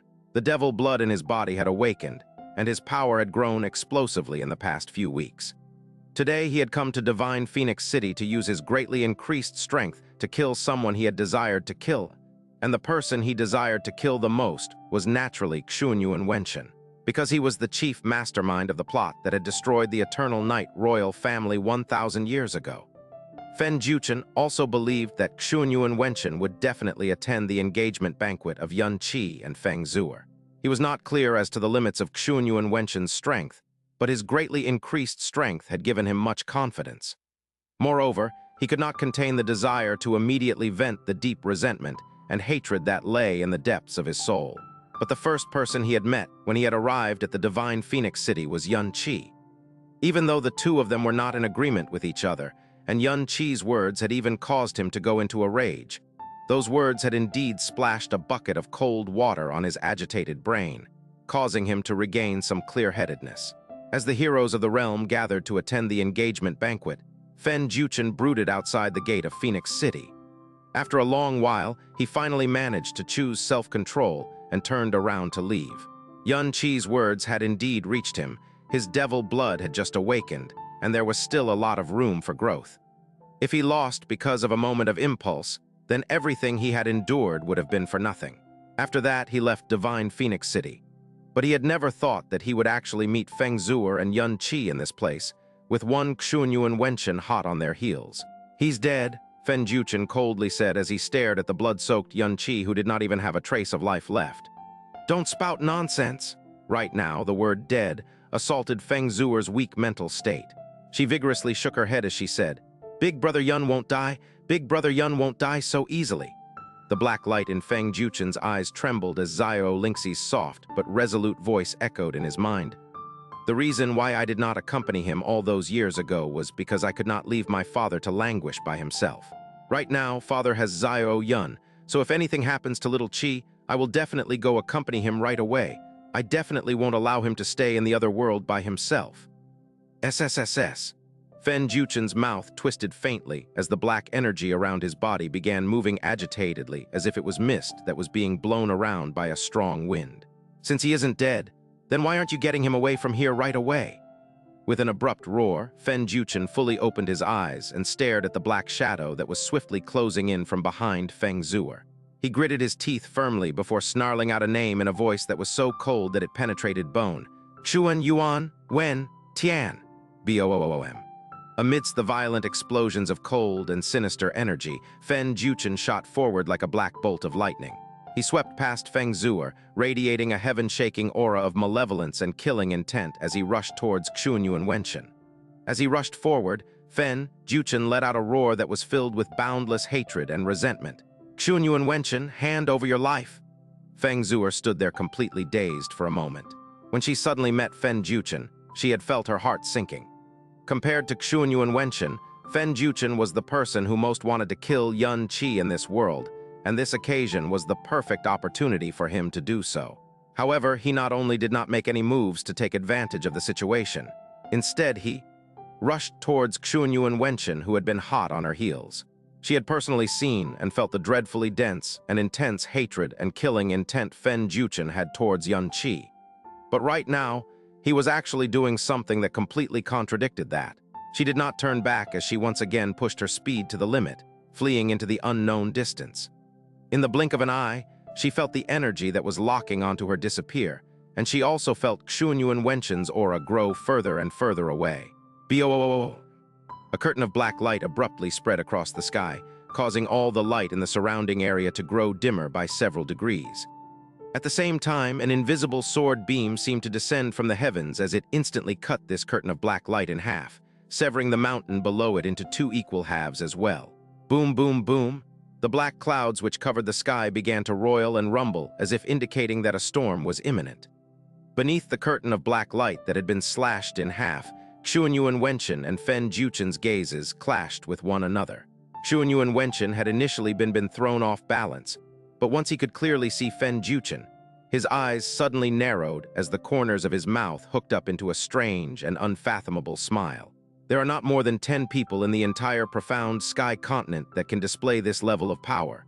I had originally thought that one of those 10 people had intentionally come to spoil my plans, but I never thought that it would actually be Tusk. Xianxia Wenchen crossed his arms across his chest as he measured Fen Juchen with his eyes. His gaze lingered especially long on the heavenly sin divine sword that was slung across Fen Juchen's back as his smile grew even more strange. His calm and unruffled appearance clearly showed that he was not in a rush to chase after Feng Zuer, who was fleeing further and further away. Xianxia Wenchen, today is the day that you die. Fen Juchen was like a lone wolf who was facing down his mortal enemy. He stretched out a hand and slowly grasped the heavenly sin divine sword that was strapped across his back. In an instant, 10 bolts of black lightning split the air around him. Black light curled around the body of the jet-black sword as an incomparably dreadful, sinister, and cold aura pervaded the area. It was fortunate that this was a desolate and uncivilized area and not a city. Otherwise, the entire city would have been shrouded with this dark might. Oh, Xianxia Wenchen was still smiling merrily. He did not assume a fighting stance. Are you not going to explain why you want to kill this sword master? When you get to hell, you can ask King Yama yourself. The black light in Fen Juchen's eyes flashed as a beam of black light shot out from the heavenly sin divine sword and exploded towards Xianxia Wenchen. This sword stroke did not have any wind-up, nor did it require any accumulation of energy, but it carried the full brunt of Fen Juchen's boundless hate and killing intent. Furthermore, even though this looked like an incredibly casual and common sword stroke, the moment it was unleashed, the air around him was instantly compressed as an enormous darkness energy crazily converged from all directions. In an instant, a huge vortex of darkness energy had formed at the tip of the heavenly sin divine sword. Xianxia Wenchen's originally casual and relaxed expression froze up abruptly as he suddenly felt as if his body had become mired in mud. Following that, an unbearable sensation that grew heavier by the moment began pressing down on him, as he could faintly hear the wails and mutterings of countless evil spirits and ghosts whispering in his ears. He was slightly dazzled as an Usura purgatory that was strewn with bodies and mountains of corpses appeared in front of him. He could even smell the scent of blood that was so thick that it assailed his nostrils. Xianxia Wenchen had 2,000 years of cultivation, and he had a wealth of experiences and knowledge. So he instantly realized that the other party's aura of darkness had actually affected his very heart and soul. To be more accurate, it had created a sort of suppressive effect on his soul. When he had met Fen Juchen the last time, he had been absolutely shocked by the rate at which his power grew. What caused him to be even more shocked right now was that he realized that what had been displayed before was not the full extent of Fen Juchen's power. But this sword stroke was still able to directly suppress his soul. This clearly meant that Fen Juchen's current might had already begun to approach the level he was at. Amidst his utter astonishment, Xianxia Wenchen instantly discarded any carelessness that he previously possessed and stopped underestimating this enemy. All of the profound energy in his body began to surge unreservedly as countless incorporeal energy swords appeared and formed into a gigantic sword formation. ZZT, ZZT, ZZZT, ZZT, ZZZT, ZZT. Space was mercilessly torn apart as Heaven's Might sword energy shot into that vortex of darkness. The tearing sounds were not ear-piercing. Instead, it sounded like the sinister and dreadful howls and wails of ghosts and devils. Fen Juchen's eyes widened even further as the whites of his eyes completely disappeared, and all of the darkness energy in his body immediately began to surge like a tidal wave. A dreadful energy that was so terrifying that it could not be described poured down on Xianxia Wenchen in torrents. The huge Heaven's Might sword formation seemed to be frozen solid as it instantly stopped moving. Xianxia Wenchen's expression was unexpectedly startled as well. This was no ordinary Heaven's Might sword formation. It had been set up by him, Xianxia Wenchen. The only people in the profound sky continent who could directly resist this sword formation were Huangji Wuyu, Fengyi, and Yi Meixi. He had never ever dreamed that Fen Juchen would not only not be rooted by the sword formation that he had set up with nearly all his strength, but he was actually able to make Xianxia Wenchen feel as if he himself was being suppressed. However, he did not panic in the slightest, After he had recovered from his shock, the depths of his eyes astonishingly lit up with a burning ecstasy. Heaven's might absolute sword, sky break? Ding. A sword beam that was several kilometers long slashed across the dark and overcast sky, as if it was cutting apart the blue dome of heaven. Under the might of this heaven-shaking sword beam, Xianxia Wenshen's sword formation and Fen Juchen's vortex of darkness collapsed at the same time, as both of the attacks disintegrated into a jumbled mess of profound energy. Even though it was merely a jumbled mess of profound energy left in the aftermath of those attacks, it had swept across the frail ground below like a devastating hurricane. In the blink of an eye, the land below had been devastated beyond recognition, as several small mountains were directly leveled, and a thick layer of gray dust covered the entire area. That tremendous and unmatched sword intent smashed against Fen Juchen's chest like a mountain, causing him to tumble backwards. But he immediately halted his tumble as a pair of jet-black eyes fiercely glared at Xianxia Wenshen. Ha-ha-ha-ha, ha-ha-ha-ha. In contrast, Xianxia Wenshen, who was facing an opponent whose strength had far exceeded his own estimation, was not only not flustered, he even started to laugh wantonly instead. This is too wonderful. It is simply too wonderful. I had originally believed that you had come at me because you were being reckless and ignorant, unable to control your own emotions. But to think that you actually had sufficient confidence to face me. Tusk. 19 days. Xianxia Wenshen smiled as he gave a sigh. In the short span of 19 days, your strength was actually able to increase to this extent. Ha ha ha ha. This is simply far too wonderful. The Devil Lord wasn't lying to me after all. Ah no, this is even more delightful than what the Devil Lord had described. The past millennia of effort has indeed not gone to waste. Fen Juchen. This is indeed worthy to be called a power that is on the level of the gods and devils, Xianxia Wenshen said as he stopped his wild laughter. He stared at Fen Juchen, his eyes widening as they shone with the most intense greed, elation, and madness. This is truly the power of devil blood and devil soul that has merged together again after 1,000 years. Fen Juchen's pitch-black eyes widened in shock as he gave a low roar. What did you say? Heh, Xianxia Wenshen gave a dry chuckle as he said, my knowledge far exceeds what you have imagined. After that, he raised his hand and a thin sword that was approximately 6 feet long and glowed with a faint white light appeared in his hand. The current you has already attained the privilege of causing this sword master to use his sword. Didn't you want to kill me? Come then, try as hard as you can, bring me even more ecstasy. Let me fully enjoy the fruits of 1,000 years of planning and preparation. An enormous sword intent spread out from Xianxia Wenshen's body. As the thin sword in his hand swayed, the space around him started to ripple. It was as if the sword was not passing through air, but the surface of still water. Xianxia Wenshen's sword intent had reached the pinnacle, and it had shockingly reached the dreadful realm where he could form substance from the incorporeal. Fen Juchen's origins and powers were a huge secret that only he was privy to. He was firmly convinced of that. Xianxia Wenshen's words had caused unease to form in his heart, but his hatred and killing intent intensified even more. His darkness profound energy began to stir restlessly, but the space within a 5-kilometer radius was under extreme suppression. The originally pure white clouds in the sky had become gloomy and heavy before immediately turning dusky black. Furthermore, this suppression and darkness began to soundlessly and swiftly spread like a plague sowed by a devil. It expanded from 5 kilometers to several tens of kilometers to 50 kilometers. Within a 50-kilometer radius, the skies were dark and the land was silent. Moreover, this was not the result of Fen Juchen releasing his profound energy. It was merely created by the dark might and pressure that radiated from him. In contrast, Xianxia Wenshen, who was smack dab in the middle of this oppressive might, still had a bland smile on his face. His eyes were half-narrowed, and the thin sword in his hand was only covered by a faint white glow. All of his profound energy had been withdrawn into his body, and he was as calm as placed as a bell that had lain silent for 1,000 years. An unmistakable difference had appeared between the postures and auras of the two opponents. The suppressed silence continued for very long before Fen Juchen abruptly exploded into action at a certain instant. All of the darkness energy in his body suddenly surged forth like an erupting volcano as it rushed heavenward. In an instant, his body turned completely black. This was not created by reflection of the darkness' profound energy, as his skin had actually turned completely black.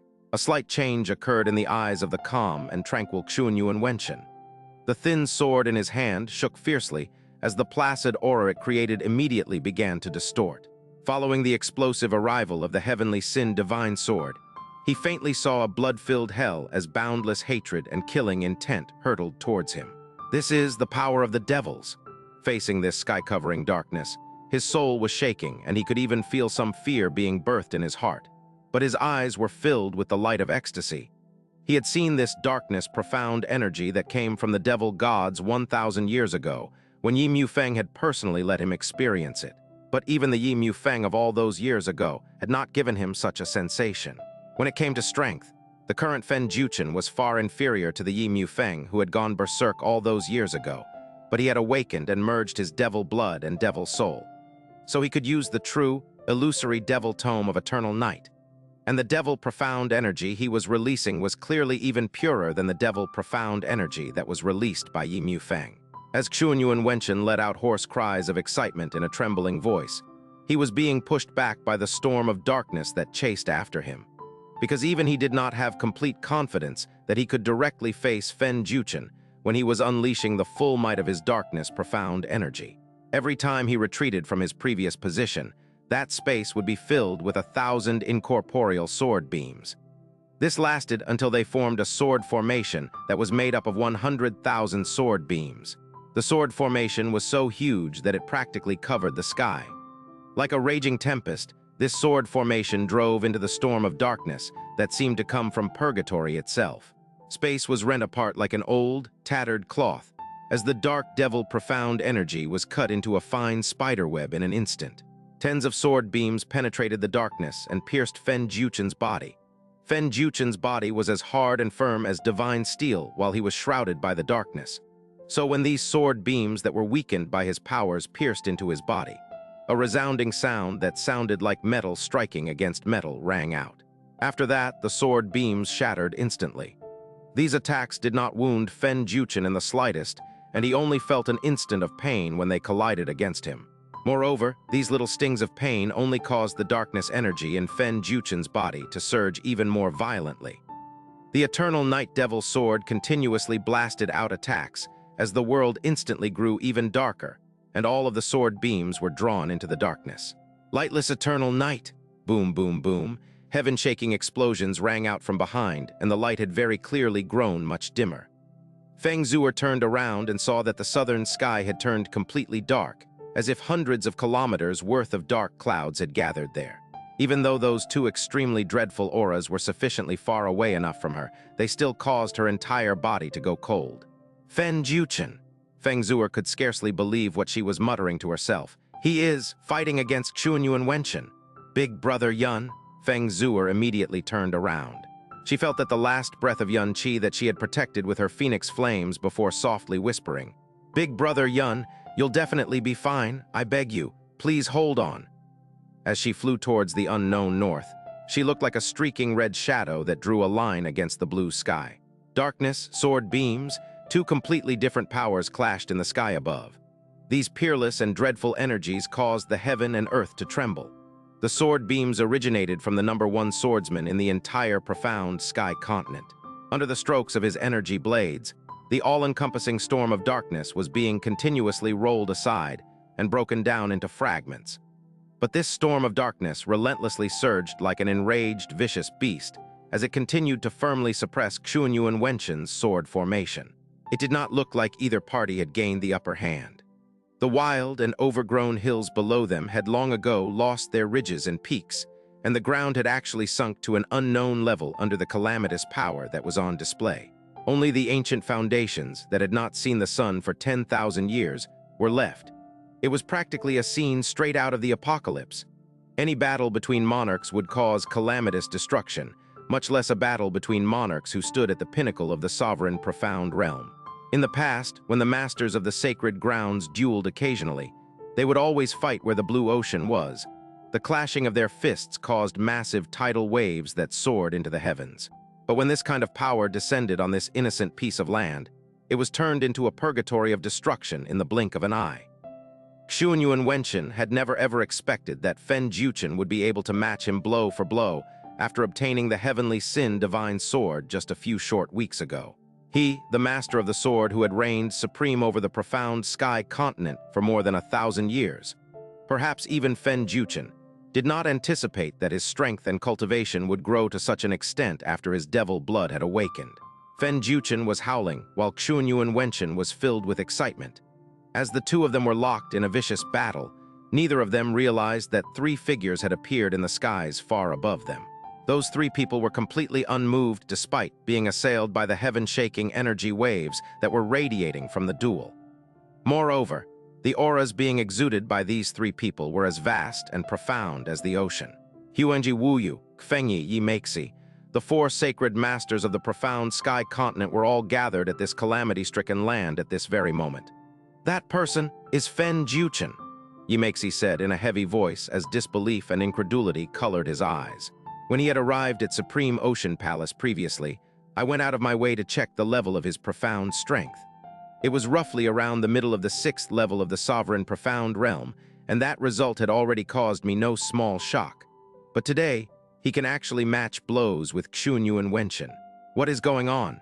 Fengyi's expression was heavy and solemn, and her voice was filled with an extremely heavy astonishment and bewilderment. Could he have used some kind of special forbidden technique? Yi Meixi asked in a low voice. Does such a forbidden technique even exist in the profound sky continent? The reason why these three people had appeared in this place was because they were chasing after Feng Zuer. To be more accurate, they had come for the mirror of samsara. Furthermore, all of them had hidden this from their respective sacred grounds, and they had each come alone. Huenji Wuyu stayed silent for a long time before finally speaking. "Fen Juchen's power has indeed reached a level where he is nearly equal to us. But he is still young after all, so his experiences are too shallow. Coupled with the fact that the power he possesses is exceedingly unusual, it is clear that he does not have complete control over it. At this moment, it seems like he can match Xuanyuan Wenchen blow for blow, but as the fight drags out, his loss will become clear. However, the most important point is..." Huenji Wuyu's voice grew deeper as a heavy dark haze formed in the space between his brows. "Have neither of you realized that the current appearance of Fen Juchen and the darkness profound energy he is using is extremely similar to Yi Mufeng back then?" "What?" Fengyi and Yi Meixi gasped in surprise at the same time. After an instant, they both exclaimed together, "That is, the Eternal Night Royal Family's Eternal Night Illusory God record." Huenji Wuyu's gaze fell on the Heavenly Sin Divine Sword that was grasped in Fen Juchen's hand before he continued slowly. "It is highly likely that Fen Juchen's exceedingly bizarre power has something to do with the Heavenly Sin Divine Sword that he is holding in his hand. No, it's definitely related. That Heavenly Sin Divine Sword was indeed hiding some enormous secret, but after we broke the seal that day, none of us could detect anything, and we treated it was a dead sword. After that, that red-clothed demoness tossed it to Fen Juchen. And right now, Fen Juchen's power has greatly increased, and he is even using the profound art of the Eternal Night Royal Family. His current state is extremely similar to the Yi Mufeng who wielded the Heavenly Sin Divine Sword all those years ago. There can be no mistaking this. To be able to cause a person who was at the 6th level of the Sovereign Profound Realm to rise to our level in the span of a few short weeks, could it be that it really contains the secret of the Divine Profound?" Yi Meixi exclaimed as the pupils of his eyes widened. Ding, the bracelet on Fengyi's right arm flashed with a faint blue light. Fengyi's eyebrows twitched as she said in a low voice, "We have discovered Feng Zuer's current location, and it was 350 kilometers to the north. Do we continue giving chase, or?" Fengyi used her eyes to convey her intention as she stared at Xuanyuan Wenchen and Fen Juchen. Only the Heavenly Sin Divine Sword could explain the bizarre changes that Fen Juchen had undergone. Since that was the case, "Let's leave. Let's chase after Feng Zuer," Huenji Wuyu decisively said after he hesitated for a short moment. "My thoughts are aligned with Brother Huenji," Yi Meixi said with a dry chuckle. Xuanyuan Wenchen harbored wicked designs and tried to keep the mirror of samsara all for himself. HMPH, it is practically the will of heaven that Fen Juchen appeared in this place to delay him. If there aren't any unforeseen incidents, it is very likely that the Heavenly Sin Divine Sword will fall into Xuanyuan Wenchen's hands once again. At that time, if the three of us combine forces, we will be able to wrest it from his arms." "All right," Fengyi said as she slowly nodded her head. "The eyes and ears of the Black Moon Merchant Guild have been fully mobilized. This is the biggest inescapable net in the entire profound sky continent. As long as Feng Zuer and Yun Qi are on the profound sky continent, they can forget about ever hiding from us. Before the sky turns dark today, she and Yun Qi will definitely fall into our hands. After we obtain the Mirror of Samsara, we will share the secrets among three of us. As for Xuanyuan Wenshin, Huangji Wuyu gave a dry chuckle. Without even mentioning his sly and crafty ways, the current mighty Heavenly Sword region no longer has its three sword attendants, and its northern region has been completely destroyed. As such, it no longer has the qualification to stand on equal footing with us. We will fully pay him back for the many times he has plotted against us over the years on the day that we wrest the Heavenly Divine Sword away from him. Let us go. The three people did not tarry any further, nor did they deeply think about the matter of Fen Juchen as they shot off in hot pursuit of Feng Zuer. Reap! A white arc flashed across the sky as it cut apart the curtain of darkness that covered the sky and obscured the sun. Under the light of that rainbow, Xuanyuan Wenshin's pupils flashed with a strange light. Astonishingly, his gaze shot in the direction that Huangji Wuyu and the others had left in. This power is so great that it is scarcely believable. For you to grow to such an extent in the short period of 19 days, then, if this sword master uses it, wouldn't I become completely unrivaled under heaven in the span of a single night? Xuanyuan Wenshin muttered to himself. But after that, he let out a sinister snarl. This power has truly caused me delight, but it's such a pity that your control of it leaves so much to be desired. I suppose it is time for this sword master to harvest the fruits of 1,000 years' worth of labor. Xuanyuan Wenshin kept his sword-wielding hand to the back, while the other was stretched towards Fen Juchen. In a leisurely manner, he said, "Honored Devil Lord, I have already completely witnessed the surprise you brought me. It's about time for this game to come to an end." Fen Juchen. Xuanyuan Wenshin's strange movements and his strange words did not receive any form of response. The Heavenly Divine Sword was grasped in Fen Juchen's hands, surging with a thick, dark glow. Xuanyuan Wenshin slowly clenched the hand he stretched out, and his brows began to sink. As though he was talking to himself, his voice suddenly turned a little cold. "Honored Devil Lord, what's the meaning of this? Could it be that you have forgotten who had spent 1,000 years of blood and sweat to remove all of the seals the Eternal Night Royal family placed on you? And who was it who spared no hesitation to startle the entire continent, in order to prepare a Devil Sword conference to remove the final seal placed on you by the evil god? Now that you have obtained your wish, could it be that you're going to be ungrateful and throw this sword master aside to serve under this brat?" "What are you talking about?" Fen Juchen said while gnashing his teeth. "HMPH?" Still not receiving any response, Xuanyuan Wenshin once again brought forward the sword behind his back. "It seems a small accident has occurred. In that case, some changes must be made to the way this game is played. Fen Juchen, your strength has indeed risen greatly, but if you think you can kill this sword master the way you are now, it is but an idiotic dream." Xiang. The thin sword in Xuanyuan Wenshin's hands released a light, quivering buzz. A white flash of light followed right after, as the tip of the sword had already pierced straight towards Fen Juchen's face. This time, Xuanyuan Wenshin took the initiative to launch an attack, and though this sword strike looked normal, it contained all of his strength with no reserves to spare. The blade of the sword was straight, but the nature energy in the surrounding 5 kilometers was completely stirred, as it began to bubble like boiling water. Fen Juchen let out a furious roar as he smashed out a sword strike. Every attack he made with his sword would submerge the sky and earth into darkness, and the surrounding world would also be filled with endless gloom and vengeful intent. Crack! Space shattered. Countless spatial fragments flew out like scattered metal needles, piercing holes into everything they made contact with. The two figures slowed at the same time and then exploded forth at the same time. Blazing sword beams and dark ghastly lights clashed intensely in the sky, bringing about explosive roars comparable to a chain of thunder. Fen Juchen's face was as devious as a devil god's. With the Heavenly Divine Sword which was surging with black aura, his every swing carried his unstoppable full strength. His every strike was concentrated with his extreme resentment and hatred, and his every blow was filled with the extreme desire of smashing Xuanyuan Wenshin directly into smithereens. Black profound energy was the negative form of profound energy in the first place, and as Fen Juchen's killing and hateful intents thickened, the destructive power of the black profound energy would rise even further. He seemed to be unable to see the sword beams coming from Xianxia Wenchen at all, as he desperately swung his sword time and time again like a madman.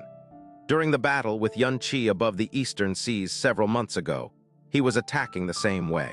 Killing intent that could envelop the entire sky and earth, along with a dark aura, were suppressing Xianxia Wenchen. The black aura emitting from the heavenly Sin divine sword was intensifying constantly, and whenever it was swung, the ghastly space-staring sound was as though countless of ghosts were weeping in grief. Xianxia Wenchen was retreating a step at a time, and he looked like he was in a state of being completely suppressed. The profound energy aura emitting from his body was also far from being comparable to the dark aura emitting from Fen Juchen's body. However, his face was as calm as still water. "Gua!" Fen Juchen let out another hungry wolf-like howl. Carrying a devil-godlike aura, the heavenly Sin divine sword obliterated all the sword beams and smashed straight towards Xianxia Wenchen's head. This time, however, Xianxia Wenchen did not avoid it like before. Slightly raising his eyes, an extremely thick and powerful sword intent surfaced. In an instant, the thin sword in his hands suddenly spat out a sword beam 100 meters in length, as eye-piercing as the chilling stars in a dark night. Then it flew head-on towards the black horizontal slash that was descending from the skies. Crack! Boom! After the thunderous roar was a loud noise that sounded as though the sky was collapsing. Two powers that were at the peak level of the sovereign profound realm directly clashed, and the might of the profound energy blast instantly obliterated the world within several kilometers into complete emptiness. The dazzling white sword beam and the black aura shattered in the air, and Xianxia Wenchen and Fen Juchen were sent flying several meters away at the same time. Fen Juchen had stopped his body, swayed, and then puked out a large mouthful of fresh blood. Though a large amount of Xianxia Wenchen's sword blast was dispersed away by his power, there was still about 10% of the sword blast which pierced through his profound energy defenses and penetrated into his body, causing injuries both inside and outside his body. On the other hand, though Xianxia Wenchen was blasted a similar distance away as Fen Juchen, the color on his face was still normal and did not look as though he had suffered any injuries. Merely the sleeves of his clothes seemed to have been half swallowed by the dark devil aura. Fen Juchen's power rose explosively in a short time frame, and it looked as though it was already to the extent of matching Xianxia Wenchen. However, from this clash, the short end of the stick had been completely exposed. When the profound energy in one's body rose explosively due to certain reasons, then what one had to do in the next period of time was to establish and stabilize his new powers with all his might. This could be said to be common sense in the way of the profound. Taking all of the frozen Cloud Asgard disciples as examples, after their profound strength were raised by Yun Qi with the tyrant pellets, he personally gave the order to have all of the disciples stabilize their cultivation for at least the upcoming 1 month, and they were not allowed to cultivate any profound arts during that time. Yun Qi's strength had also experienced several improvements in explosive manners. However, he possessed the dragon god physique and the power of the rage god as his foundation, and after several explosive rises in strength, he had never experienced a situation where his body was unable to adapt to his new strength. However, Fen Juchen was different. His desire to exact vengeance was too powerful, and the rise in his strength was overly vigorous as well. The most direct consequence was that he would be unable to stably wield this newly found strength, and the amount of time his body could endure this level of strength would be rather short. His power would also be far from being refined to match the intensity at his supposed plane of profound strength. Thus, though he could match Xianxia Wenchen in terms of power, when it came to defensive abilities, he was still way far off. Therefore, when the two people endured the same level of profound energy blast, Xianxia Wenchen was basically unharmed, while Fen Juchen was gravely injured. Compared to injuries, the more severe consequence was that in his injured state, he was losing even more control of the power within his body. No matter if it was the internal breathing in his body or the black aura surging out of his body, there were evidently traces of chaos. Xianxia Wenchen was not the least bit surprised by Fen Juchen's sudden change in condition. His sword pointed forward, and as it swayed, spatial fragments whirled like flying daggers, swirling up hundreds of spatial tornadoes of different sizes. Fen Juchen gasped heavily for air. Due to his chaotic internal breathing, when facing this strike from Xianxia Wenchen, he was unable to gather sufficient power at a moment's notice. With a loud, explosive boom, The black glow was blown away, and Fen Juchen was sent flying off into the distance. Several dozen scatters of blood erupted from his body as the blood and energy in his body churned even more so than before. The chaotic dark devil energy escaped from his control like an enraged wild beast, and it went rampant within his body. Stopping his figure, he desperately tried to settle his internal breathing. However, he was unable to suppress it even after a long while. "Heh heh," Xianxia Wenchen chuckled. With a light tone, he said, 1,800 years ago, this sword master made a breakthrough, stepping into the realm of monarchs at the age of 173. 280 years later, I reached the 6th level of the sovereign profound realm, which was also the realm of strength you possessed when we last met. The time it took for this sword master to reach my current realm of strength from the 6th level of sovereign profound realm was exactly 1,500 years, while you have merely used 19 days. Such a terrifying exploit. Unfortunately, though the intensity of your strength is not any lower than mine, you lack 1,000 years' worth of accumulated experience. Before Xianxia Wenchen's voice fell, his figure had suddenly turned illusory, and a power which completely choked Fen Juchen came enveloping down from the skies. Fen Juchen's eye sockets were close to tearing as he let out an aggressive roar. The heavenly sin divine sword swept up in a gigantic dark wave, smashing straight towards the sky. However, he had only swung his sword halfway through when he heard a loud ring next to his ear. He instantly lost touch of his two arms, and his entire body was sent flying away like duckweed. The black aura on his body scattered, and the heavenly sin divine sword left his hands as well. Xianxia Wenchen was number 1 in the way of the sword in the profound sky continent, but that did not mean that his capabilities were focused on only the way of the sword.